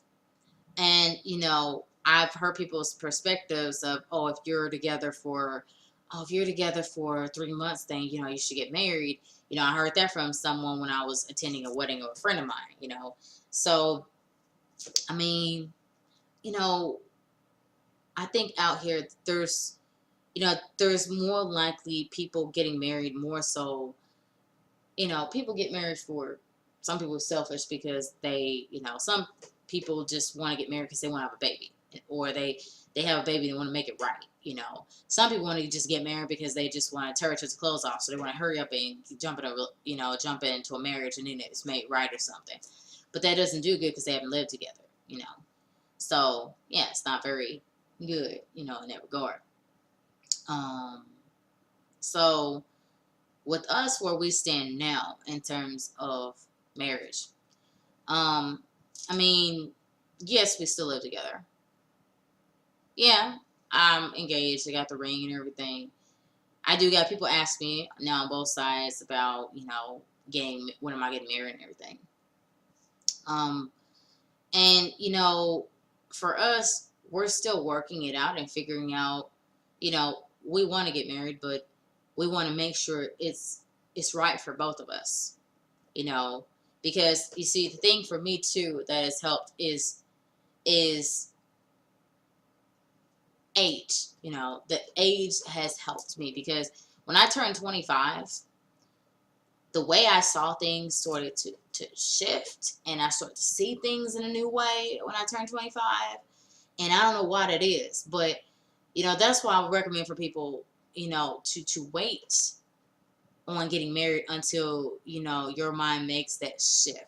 Because for me it was at 25, and then carried over until I was 20, into 26 and stuff, and so right now I would say that that now the way I understand why he sees marriage the way he does. I see examples on a day-to-day basis about, girls getting married because, they have, they're pregnant and they want to make it right. I see examples of that. I see examples of people, people feeling they have to get married because of religion. I mean, I see all these examples, all the things that, that he learned about and stuff, and how hard it is for men, in terms of relationships and stuff. I now understand that a lot more than I did. And it was all about when I was ready to see the perspective. And that kind of started when I was 25, when I started.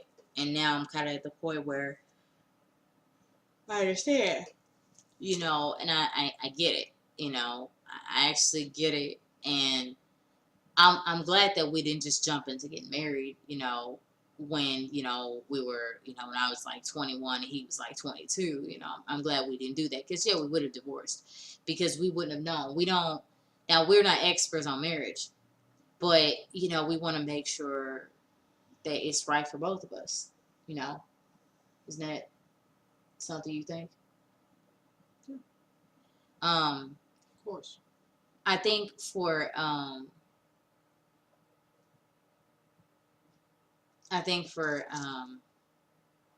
was just looking at it. So, um, so I think for, like, when we're getting married, I mean, I get people who ask me, like I said, this past Saturday at my aunt's, funeral, I got asked when I was gonna get married. And my response is like, we're trying to figure out when we want to do it. One thing is that we are going to get a prenup, before we, decide to go and walk down the aisle. That's very important. Now, a lot of people will probably be kind of, surprised. Why would you do that? Why don't you just do it God's way and stuff like that? There's people who even believe in dating God's way and stuff like that, which I don't even know if that's possible to do that. Because in the Bible, there is no dating God's way. It's just you get married and then, then you can kiss and touch and hug and embrace and stuff like that. Or you rape a woman and you marry her. That's in the Bible. God's got all type of messed up ways to get married. But yeah, there's a lot in the Bible that people don't know, but we've read it because it comes up for us to know, so we understand, because there's a lot of people who just don't know what they're following when it comes to being Christians. They have no idea. I would never do that stuff. I don't follow that book. Yeah, it's just, I recommend you read it. When I say read it, open the book up and start in Genesis, and then go all the way through the book till you get to Revelation. Yeah, about Revelation. Then I think at that point, then you'll be at the right place. You'll understand if you go throughout it and you start to listen to the language that's within it. Then you'll know. So yeah, it's a lot in there. A lot of people just gonna think, oh, it's just what my church says. No, it's not what your church says. Unfortunately, it's not. It's nothing like that. Basically, the Bible is trying to put frosting on old food, so to speak. It's nothing like what you think it is. In that Bible, they condone slavery, and that's not the only thing they condone. The killing of people and just all kinds of other stuff. The rape of women, it's a lot. So, but you'll know if you open the book up and read it, But reason, when are we getting married? We're getting married when we're ready to get married. When we both decide that we're ready to get married, And, who knows? It could be next year, the year after. It could be this year. We don't know when it is. We tell people when it is, but we both just have to be on the same page. For anyone, he feels that, certain things have to be met first before we get married, and he has to feel, what do you have to feel there? Okay. This is why I am getting a prenup, and this is why I am not getting married yet. Okay, as you have already seen, when I show love to her, cute things, I bring out love. It is received in a way, not always, but a lot of times. It is received in the way that you saw, where it turns into an argument somehow. Now, back when I was a Christian, I used to get caught up in it. So what you saw would have blew up. What I do now is what you've seen. I walk away, I back off, I stand ground, and I don't get weak. I don't cry anymore. I don't do that. What I will do is I will let her sit there, and she will calm down and think about things. And then she asked me where I was. Then, I sat there. I stared at the bear like, dang, I was trying to show her some love. I had to reflect my own thoughts. Like a computer. Like, what do you do better next time? But since that's where I fell at, I've actually asked all that. We did this thing called Prologue, where we went through all that. It's on the internet. Get you and your partner get together, sit right next to each other, do that thing called Prologue. It's for people who want to get married. Got very important questions in there. Do it together. It sends it to your email so you both have it to keep. Don't delete that. Make a new folder in your email and save it as Prologue. So, things like that. I don't think you have that anymore, though. Oh, I got it. I don't think I have it anymore. See what I'm saying? Make well, I don't know if I have it because it's been years and I don't know if the link expired. I don't know. Yeah, I don't know, but I have a folder dedicated to just that.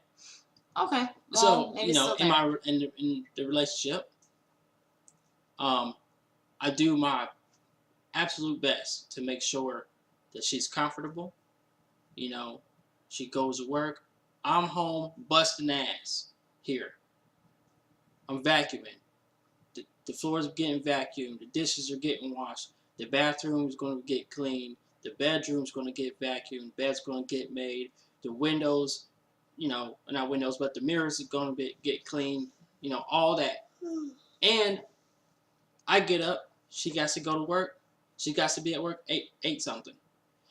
I get up at 7:30 before she gets up. Immediately, I make her breakfast. I get her lunch ready. Immediately. And I don't think I failed yet doing that. Alright? And while I'm at it, I bust the dishes and I go on ahead and prepare food right then and there at about 8 o'clock so that when she gets back home, she don't got to worry about is food going to be ready. I start making that motherfucker about 20 minutes before she gets home. That's how I show my love. I show it that way. I show it through touch and compassion all the time. But it is received not always great. Like, I'll tell her you're beautiful. And I'll go to kiss her or rub her arm or something. And she'll pop off on me.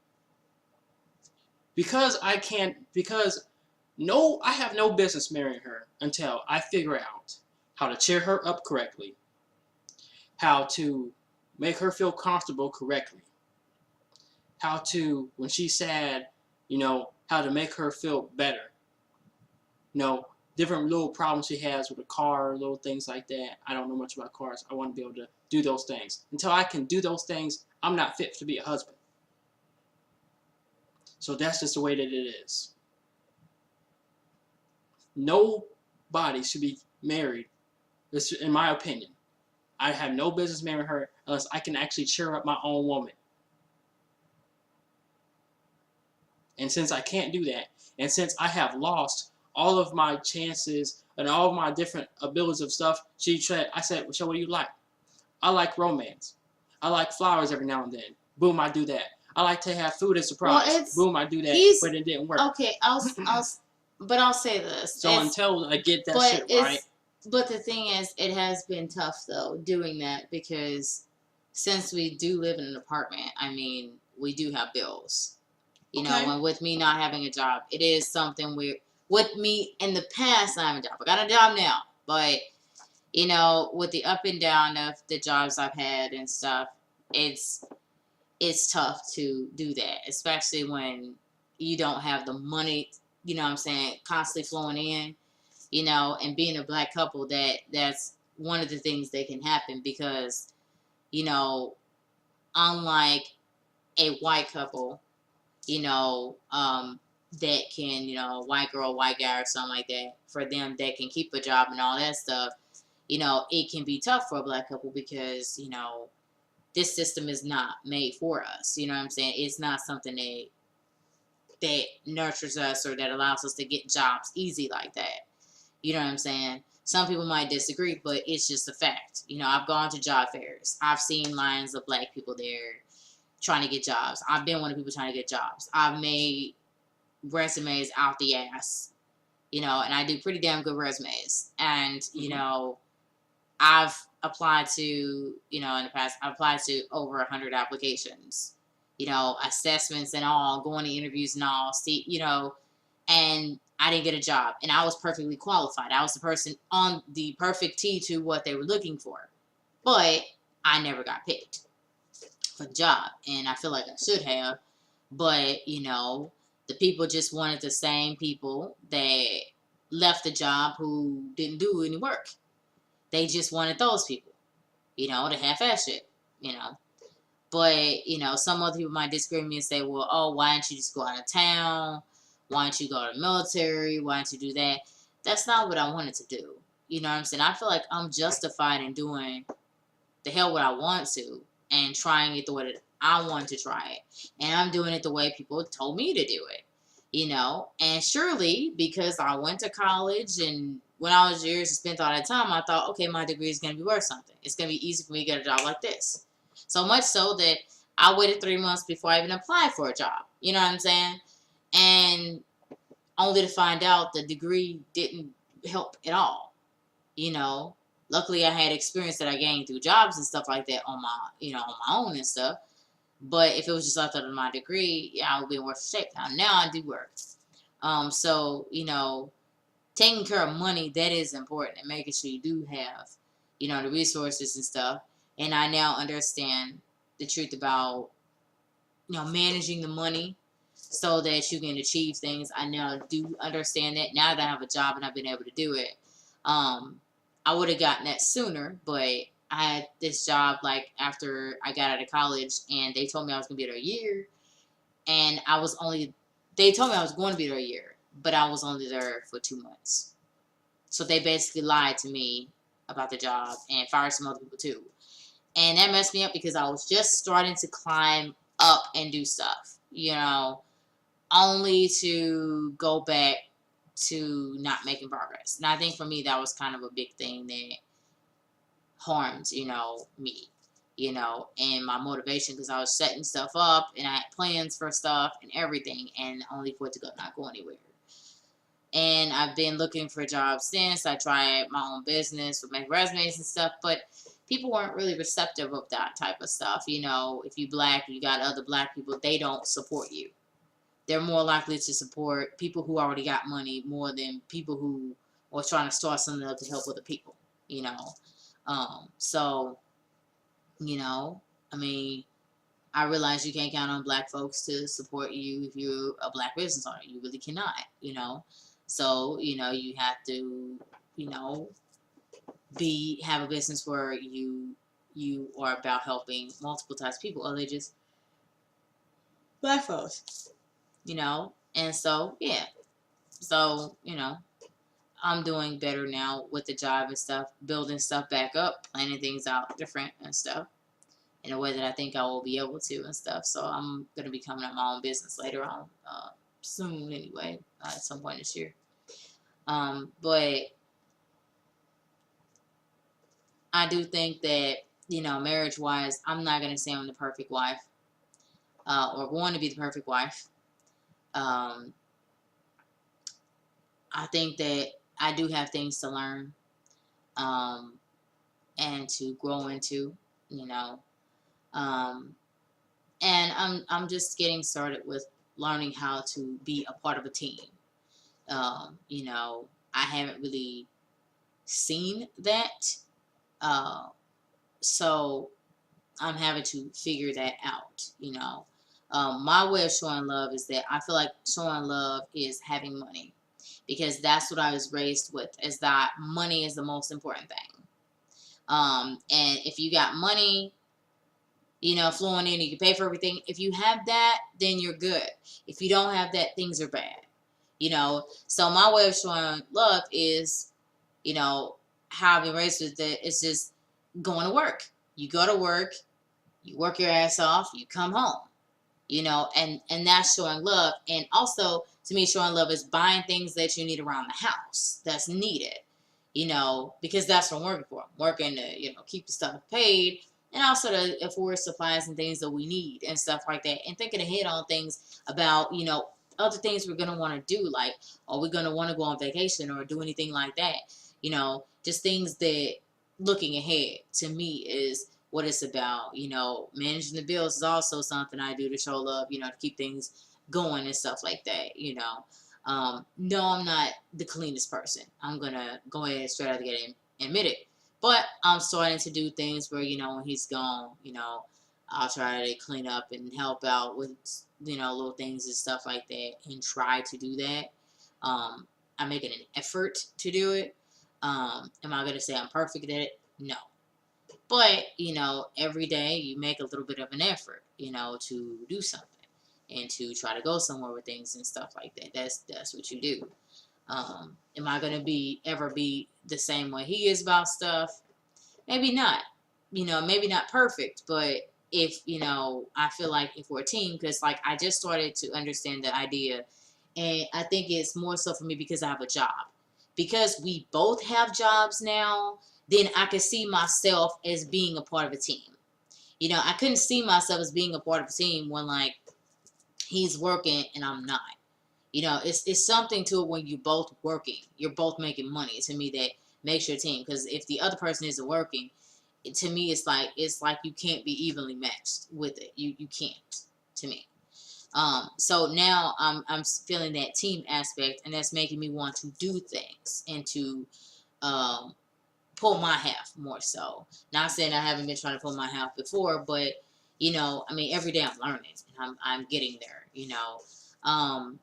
Am I gonna know what makes him happy all the time? I don't know. I tend to know a lot about him. He doesn't know a lot about me. Some stuff I don't really know about myself because, you never really completely know yourself. But for him, I know the stuff he likes. And, one way I show love to him is that when he did have the job that he really liked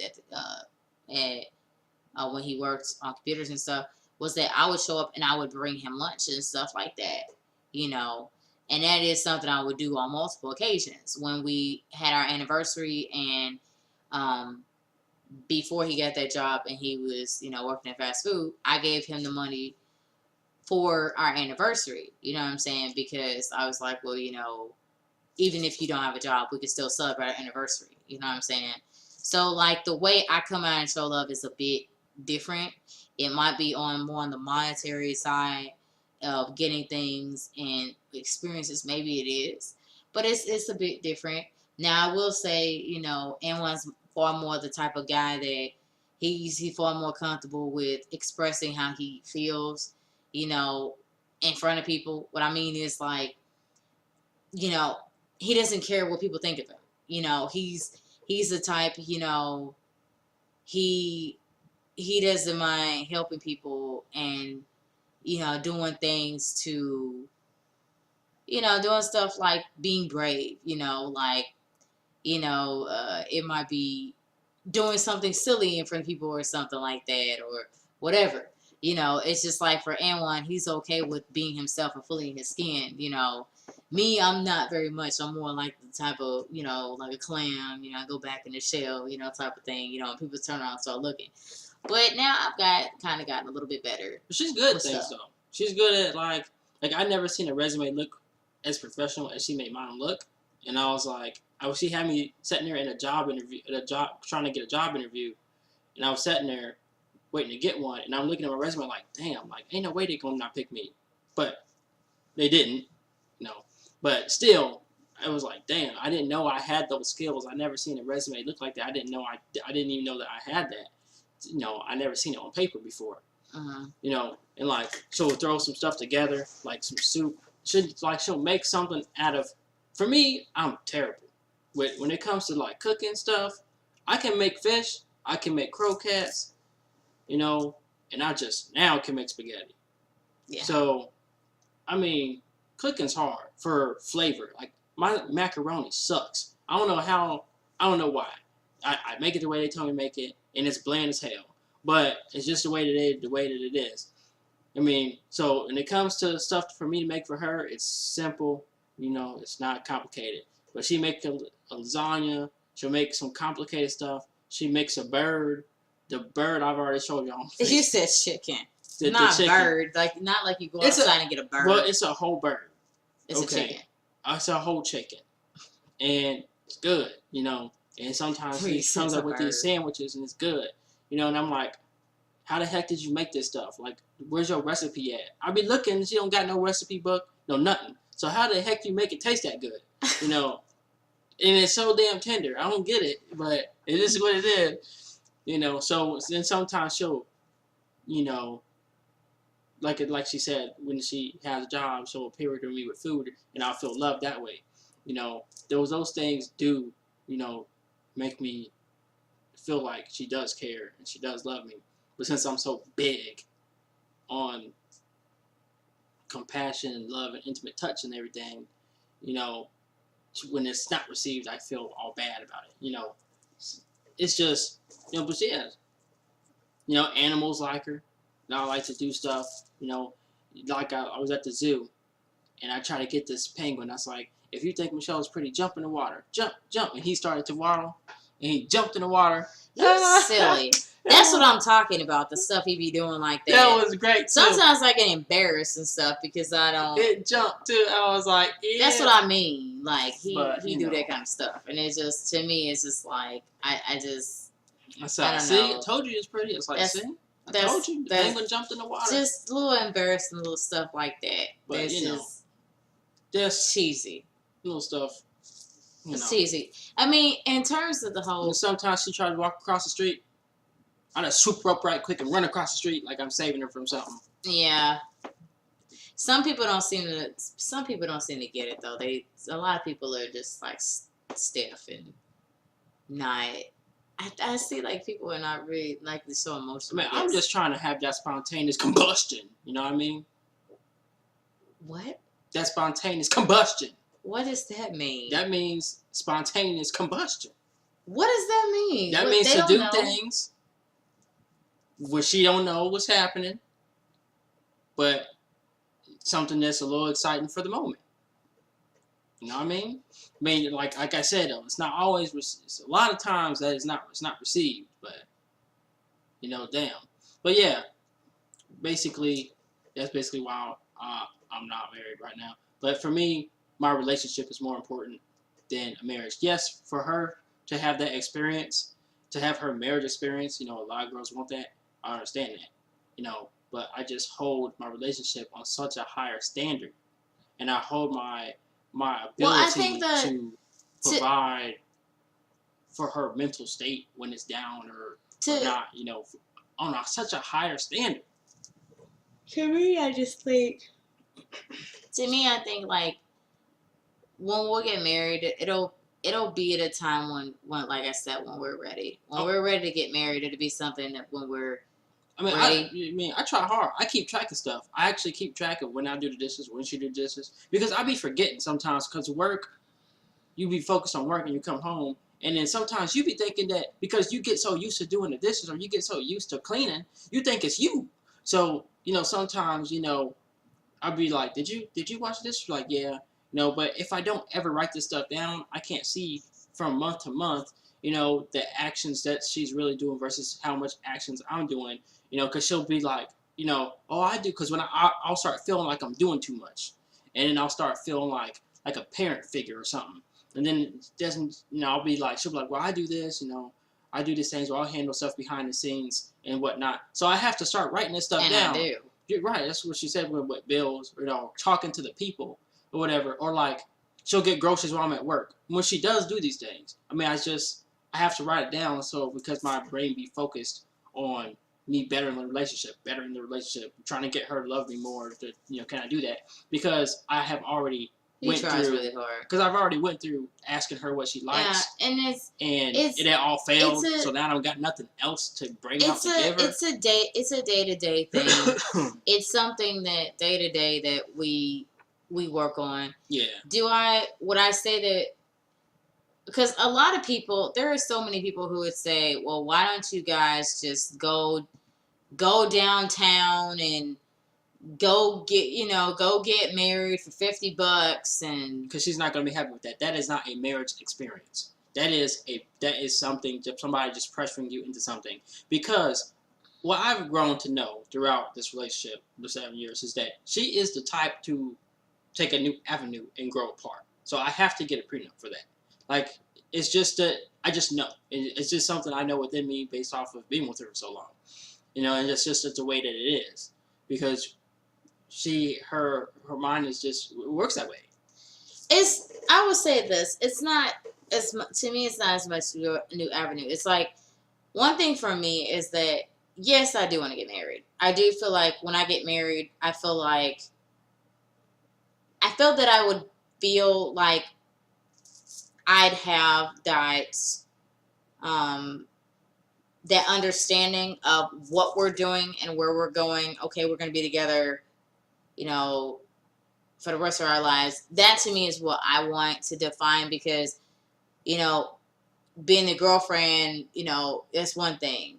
But, I mean, for me, I want to define where we're going. We've been, boyfriend and girlfriend for a while. Yeah, we're fiance, but, I don't know how you said fiance. Well, it's fiance and fiance, whatever. Yeah. So to me, it's more like I just want to have a definition of where we're going and a definition of where we're going now, because like my mind's would say, okay, where we're going, where we're going. And, like when I wanted him to, when I said, if you don't engage with somebody, well, I wanted to know where we were going, because at that time I was like, well, we've been going together for a while, a couple of years, and I was like, okay, where are we going from here? When I got engaged, I was like, okay, well, he wants to go towards marriage. Okay, well, I have some understanding, what's going on. For me, marriage would make me, I think it would just be something where, yeah, I would like to be married. Yes, I would like to be a wife. Yeah, I want to be his wife. And yeah, I would feel like when I'm the wife, yeah, then I would be in that role of, okay, we're this team going forward. That's what it is. See, I haven't seen but that's what that what actually looks like. So well, but as that's you can what see, this is why I prepare myself with. That's freedom, that's what I think, and that's what I have thought. Right, but see, I mean, since this is why we can only talk so far with it. Yeah, I don't know.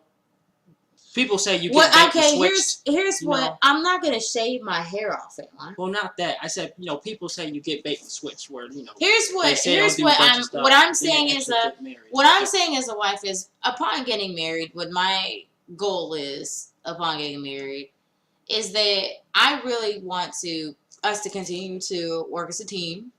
I do want to learn how to do more things, around the house and stuff. Like more stuff like, I'm trying to think if I want to learn like cooking more stuff or whatever. Because I know how to cook stuff, but I don't know how to cook stuff very much. I want to work on us being financially stable together. We're both going to have separate businesses and stuff that we're going to be doing, but strengthening each other. And I think really it's just going forward, and I'm trying to look forward to see, because it's like,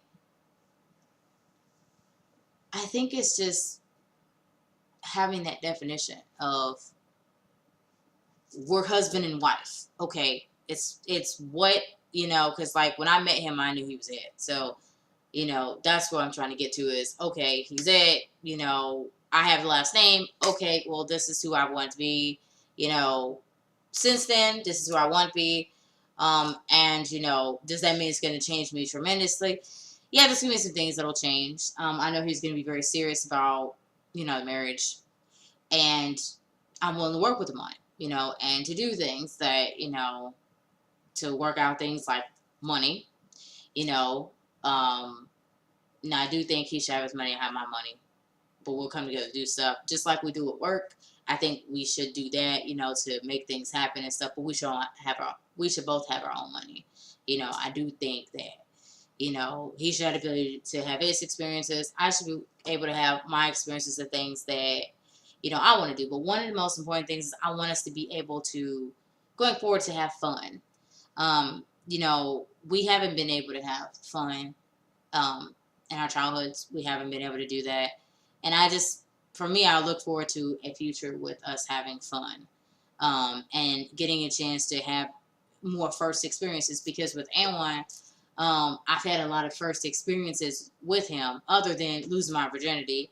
There's been things that, with him, like going to the beach. Yeah, I had never gone to a beach. I had never seen camping. I never gone camping or tried fishing before. I never tried the horseback riding or eating deer or doing stuff. You see what I'm saying? Like, there's first things like that I've never done. And there's things like I want to continue to have more first. Now, does that mean I'm only going to want to do the first? No, I'm going to want to do other things. Like, I want to travel with him, and go places and explore places and learn new things and continue to research together and to, go walk on our spiritual path together. Yeah. I see, when she says those things, it always pops in my head, like, are you sure that I'm it? Like, I always end up thinking that. Yeah, I feel that he's it. I mean, I don't feel like I'm a complete package myself. I got things to work on too. I just be like, I don't want you to be disappointed because I'm not hiding anything now. I'm giving you all of me right now. I'm taking my time, and every day I'm opening up more. You know what I'm saying? But it's a process. It's not something like, bam, I'm just gonna all of a sudden, you know what I'm saying, type of thing. Because every day we're working on it. Every day we're getting something. I'm just letting you know, I don't have any extra extra vows to be saying when it comes to standing up there with marriage. I mean, I got promises and stuff that I say I'll do, but as you see, you know, there's more stuff now. I don't have anything that's going to be more for you because I give you all of it because I'm very serious about my relationship now. Well, I'm serious right now too. But I'm not. I'm not saying that. I'm not saying that. I'm saying that. You know, I just don't want you to be disappointed. I don't know what more. I'm not going to be disappointed. I feel like I know that we're both, like, we haven't been married before, so I understand that it's not like we're going to be experts, you know, at it. But I do have understanding about the things you're talking about. You know, because at first with a prenup, I was like, what? Now I understand the reason behind it. You know, and the value behind a prenup, you know, I now get it. You know, there's a lot of women who wouldn't, you know, but I do understand. And I feel like, you know, yes, I want to build a future with anyone. And, you know, we're building it right now, but I want to further build it. For me, in the plans, yes, marriage is in the plan for me. That is something. Yes, I would like the experience to be married. And I'm just being honest about it. That dude's hacking, choking back there. I'm just being honest about it. But with a wedding, I'm not just including myself. You know, I'm including him as well. There's so many people who get married after being together 3 months or 6 months. And they, you know, they're at the point where they think that they should get married and hurry up and run down the aisle. I don't think that people should do that. You know, I think, you know, every day I come up with new things and think like, man, you know, are people really doing these things, you know, or do you really have girls having babies to get married? Is this really the case? You know, I found myself questioning stuff like there is on Facebook, there is a friend on Facebook as a guy, and he married his best friend. And surely people would say if you marry your best friend, and he did, he married this girl that was best friend. Surely you think that'll work out. Well, it's not really working out. you know, it doesn't really seem to be. You look at pictures of people, it doesn't really seem to be going anywhere. So, I mean, yeah, it's one of those things they, I mean, if you guys are asking, did I seek advice from other people? I mean, we seek I did. advice, yeah. But before I seek any advice from other people, I always make sure that I'm not talking behind her back. So I always make sure that she gets first dibs to fix it, to fix whatever problem that I'm having or whatever confusion I'm having. Now, if she decides not to, then I seek advice. Well, one thing is that we haven't argued a lot. We've had less arguments. We don't argue as much as we used to. Yeah. So it's not as bad it might as be one. Christians. It may be like maybe once a month.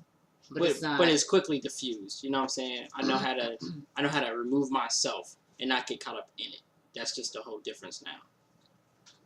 So when are we getting married? I don't know.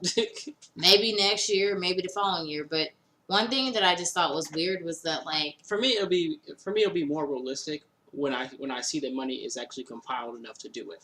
Then I'll actually will. Well, I want to go on vacation first. Okay, we can do that. We can do that first. But that's when I will actually have it in my head when the money is compiled to do it. I mean, I feel like I feel like we'd be newly going into it, and there's people who are gonna say, like Elon was saying, that you do it God's way and stuff. There are so many people who believe that, and some people are trapped in their marriage. Like there's guys that they feel like they can't leave. Because the woman is using Christianity on him so hard. But see, he hasn't did what he needed to do and read the book to see that she doesn't even really believe in it. Because all he's got to do is read Ephesians. Once he reads Ephesians, brings it up, just read that one book. Read Ephesians. Bring it to her attention what it says, how the man is supposed to be treated. Since she's such a Christian person and she uses it against you to control you so much. So once you bring that up to her, now you're going to see if she really does believe what she says she's following and what she's making you follow. Then you can go ahead and realize that since she sees it and finds it okay to treat you a certain way, she finds it okay, the person she's supposed to love, supposed to care about, she finds it okay to treat you a certain way, that way, that's negative. You can treat her the same way because she finds it okay to treat you that way. Yeah, I think, who knows? I mean, I didn't know that he thought that when we get the money saved up, then we do it. I don't know. One thing with people is that a lot of people, like I was saying, people say, oh, you just save $50 and you go downtown. Well, it's not going to be like we want. Like, I never envisioned it like that. I always envisioned having family and friends.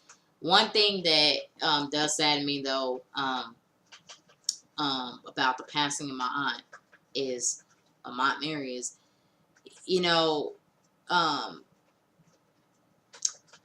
I really wanted her to be alive to see it, and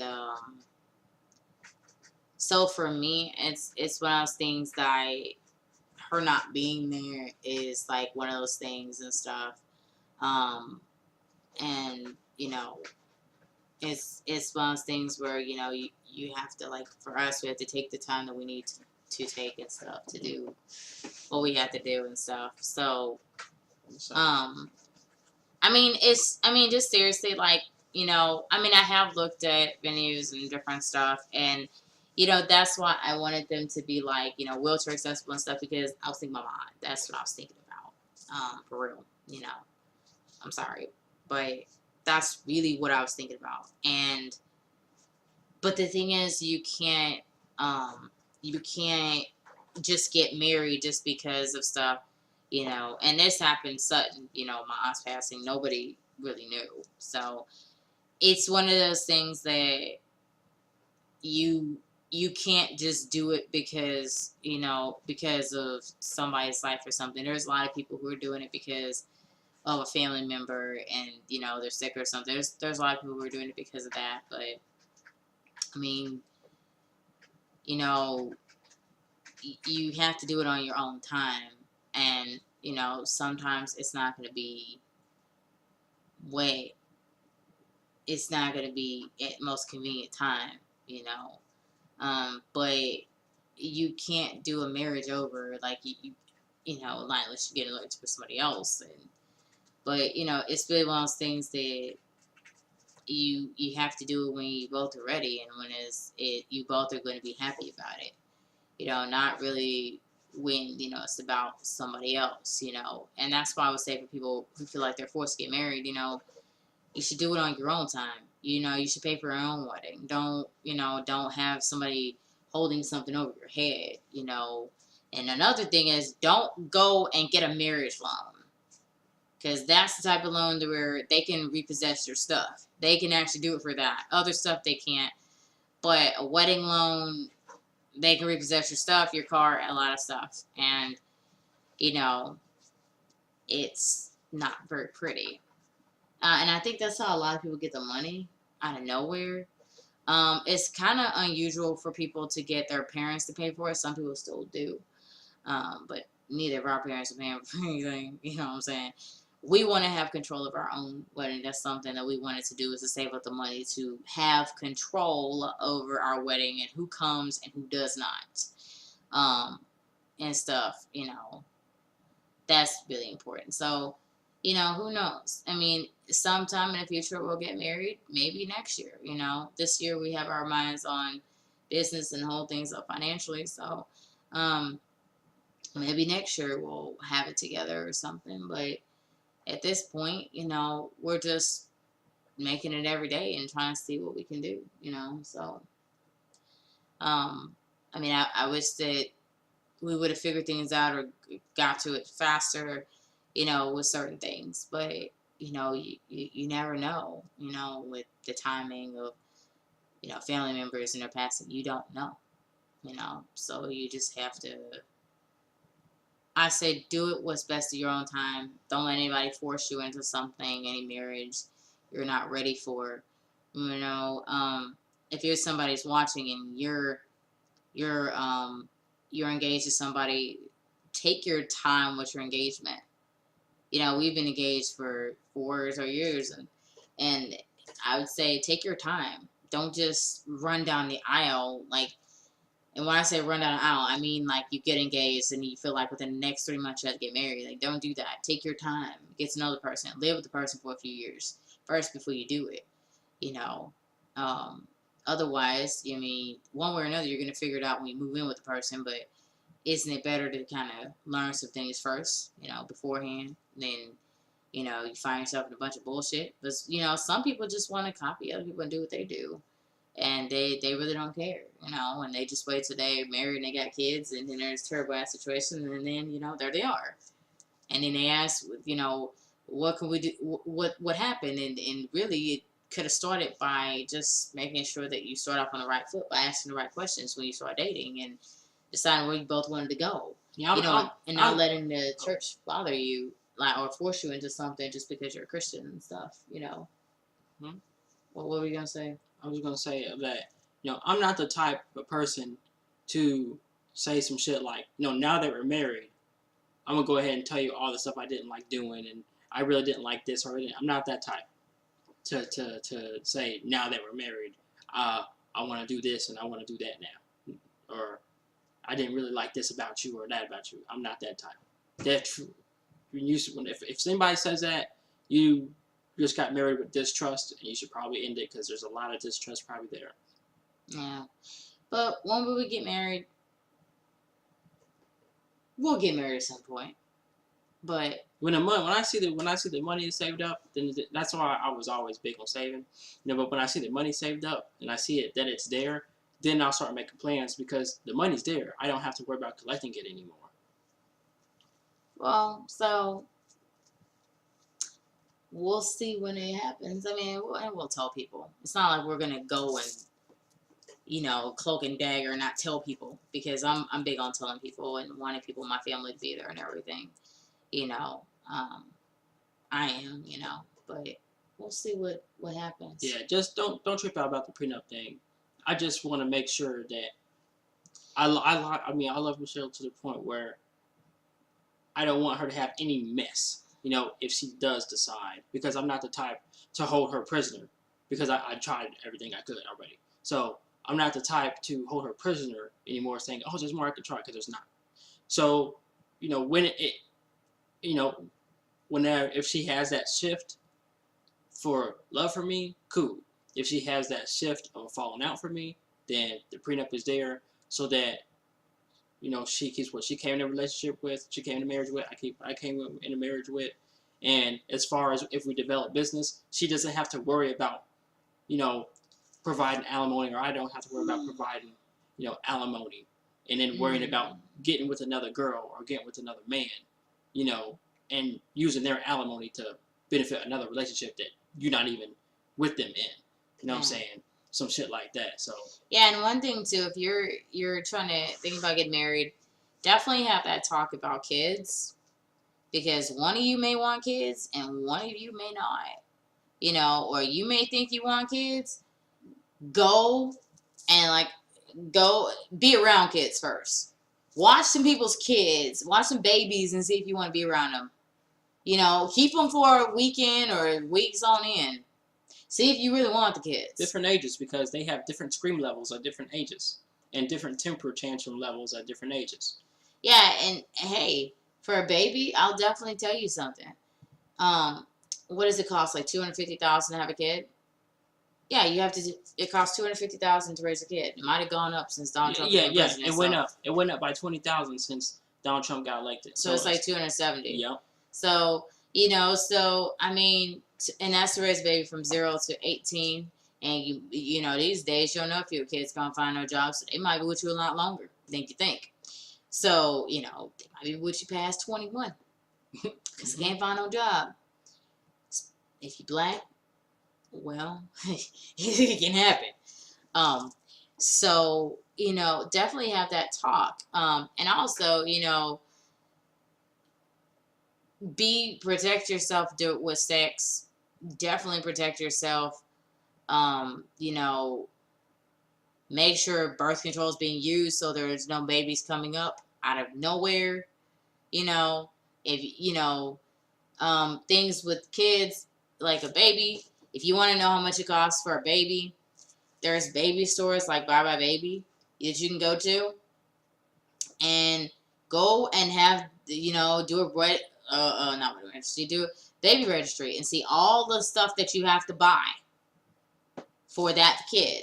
And there's stuff you're gonna have to keep buying, like diapers and bottles and baby clothes, because babies go through clothes, and the baby bed and the stroller and the car seat, and people have to get multiple car seats if there's mom and a dad, and the food you have to buy, and the pregnancy. That's where you get a guy, is when a woman's pregnant, because trying to keep up with a guy trying to keep up with the woman eating.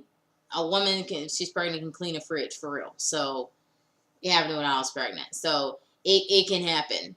So, if you know that you're in a situation where you cannot afford a baby, don't have one. Don't do it. You cannot do the same thing that, with a kid, as you can when you're single. You can't. It's not, I know you see all the stuff on social media, like, these girls say, oh, well, I graduated from college and I had a baby when I was a teen, and I graduated from college. It ain't like that. Just because, if you end up getting pregnant from, let's say, the pull-out method, don't have the baby. Yeah, just have an abortion. Because that just meant that method of birth control doesn't work for you.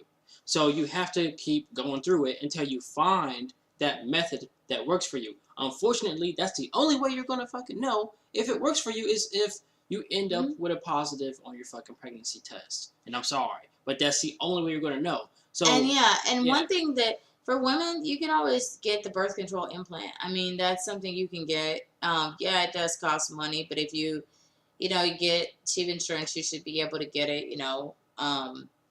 Like Gateway, you should be able to get it or whatever. and get that birth control. It lasts, I believe it's like 4 years it lasts and stuff like that, 3 to 4 years. And that's helpful because it keeps a woman from getting pregnant, you know.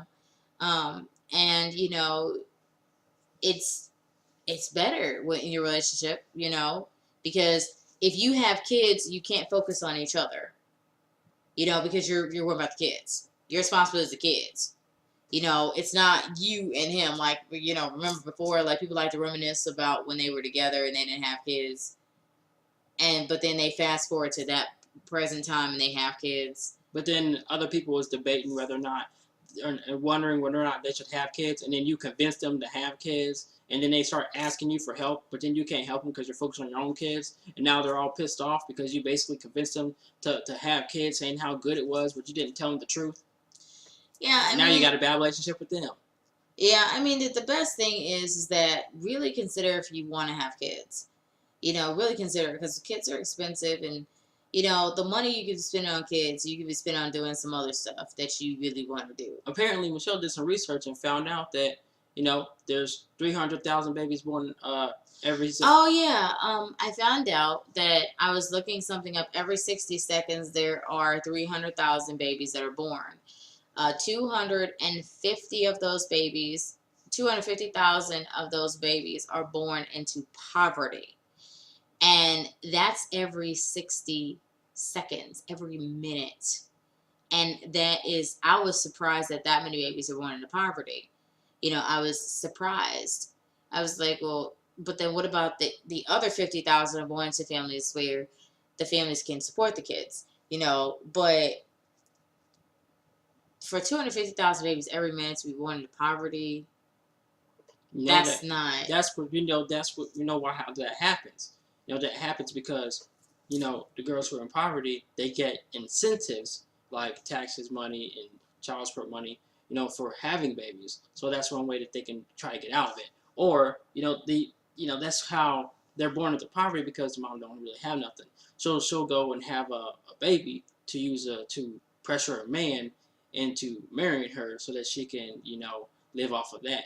You know, because she doesn't really know, or they haven't been taught, or, you know, or too lazy to do anything, you know, to actually get out of that situation. You know, they're born into poverty because of, you know, Facebook is a real big killer that's hurting everybody. Where the word is basically hurting the children, because what women want to do is, she's having a paternity shoot. I have to get pregnant. She's having a maternity shoot, so I have to get pregnant so that I can have a maternity shoot. Well, if she's having a baby shower, I want to have a baby shower.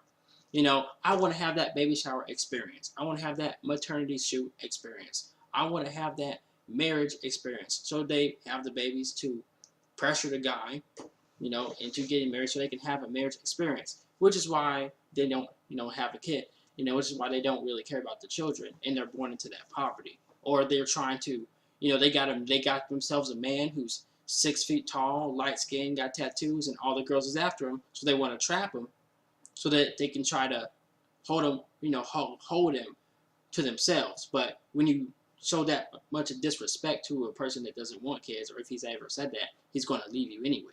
Yeah. You know, it's just the way it's going to happen. Yeah, but I know we've kind of gone a lot further than when we're gonna. Oh yeah, it's like 2 hours and 30 minutes, but. But that's okay. I mean, the point is that we're real people and we're talking about real stuff that affects stuff, and you know, I think it's good that we have learned about each other.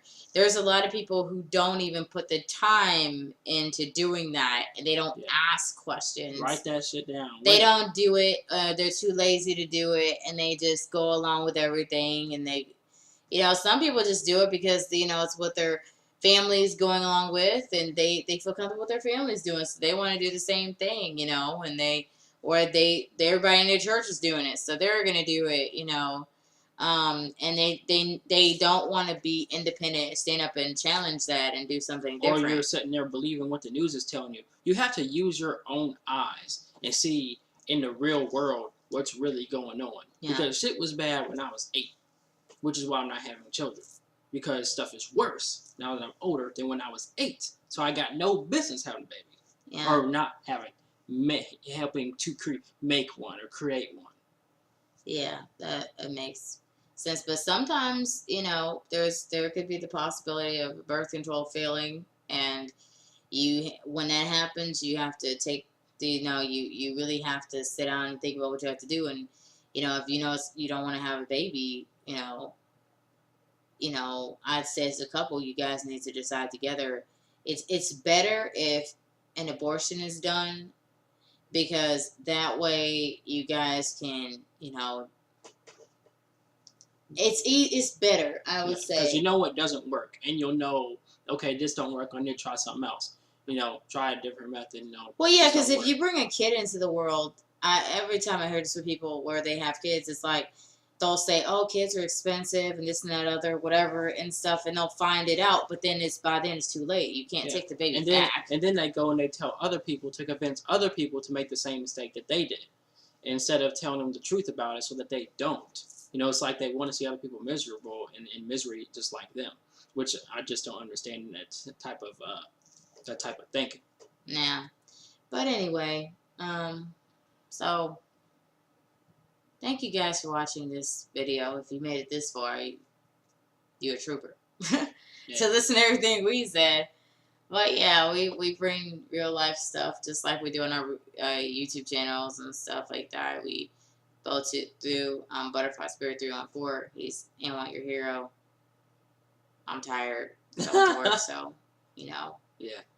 But yeah, when we get married, it's anybody's guess. But we'll let people know who are invited. Yeah. For them to come and stuff like that. When the money is saved up and there's a date, the month's out, we'll let you know. Yeah. Thank you guys for watching. See you. Bye.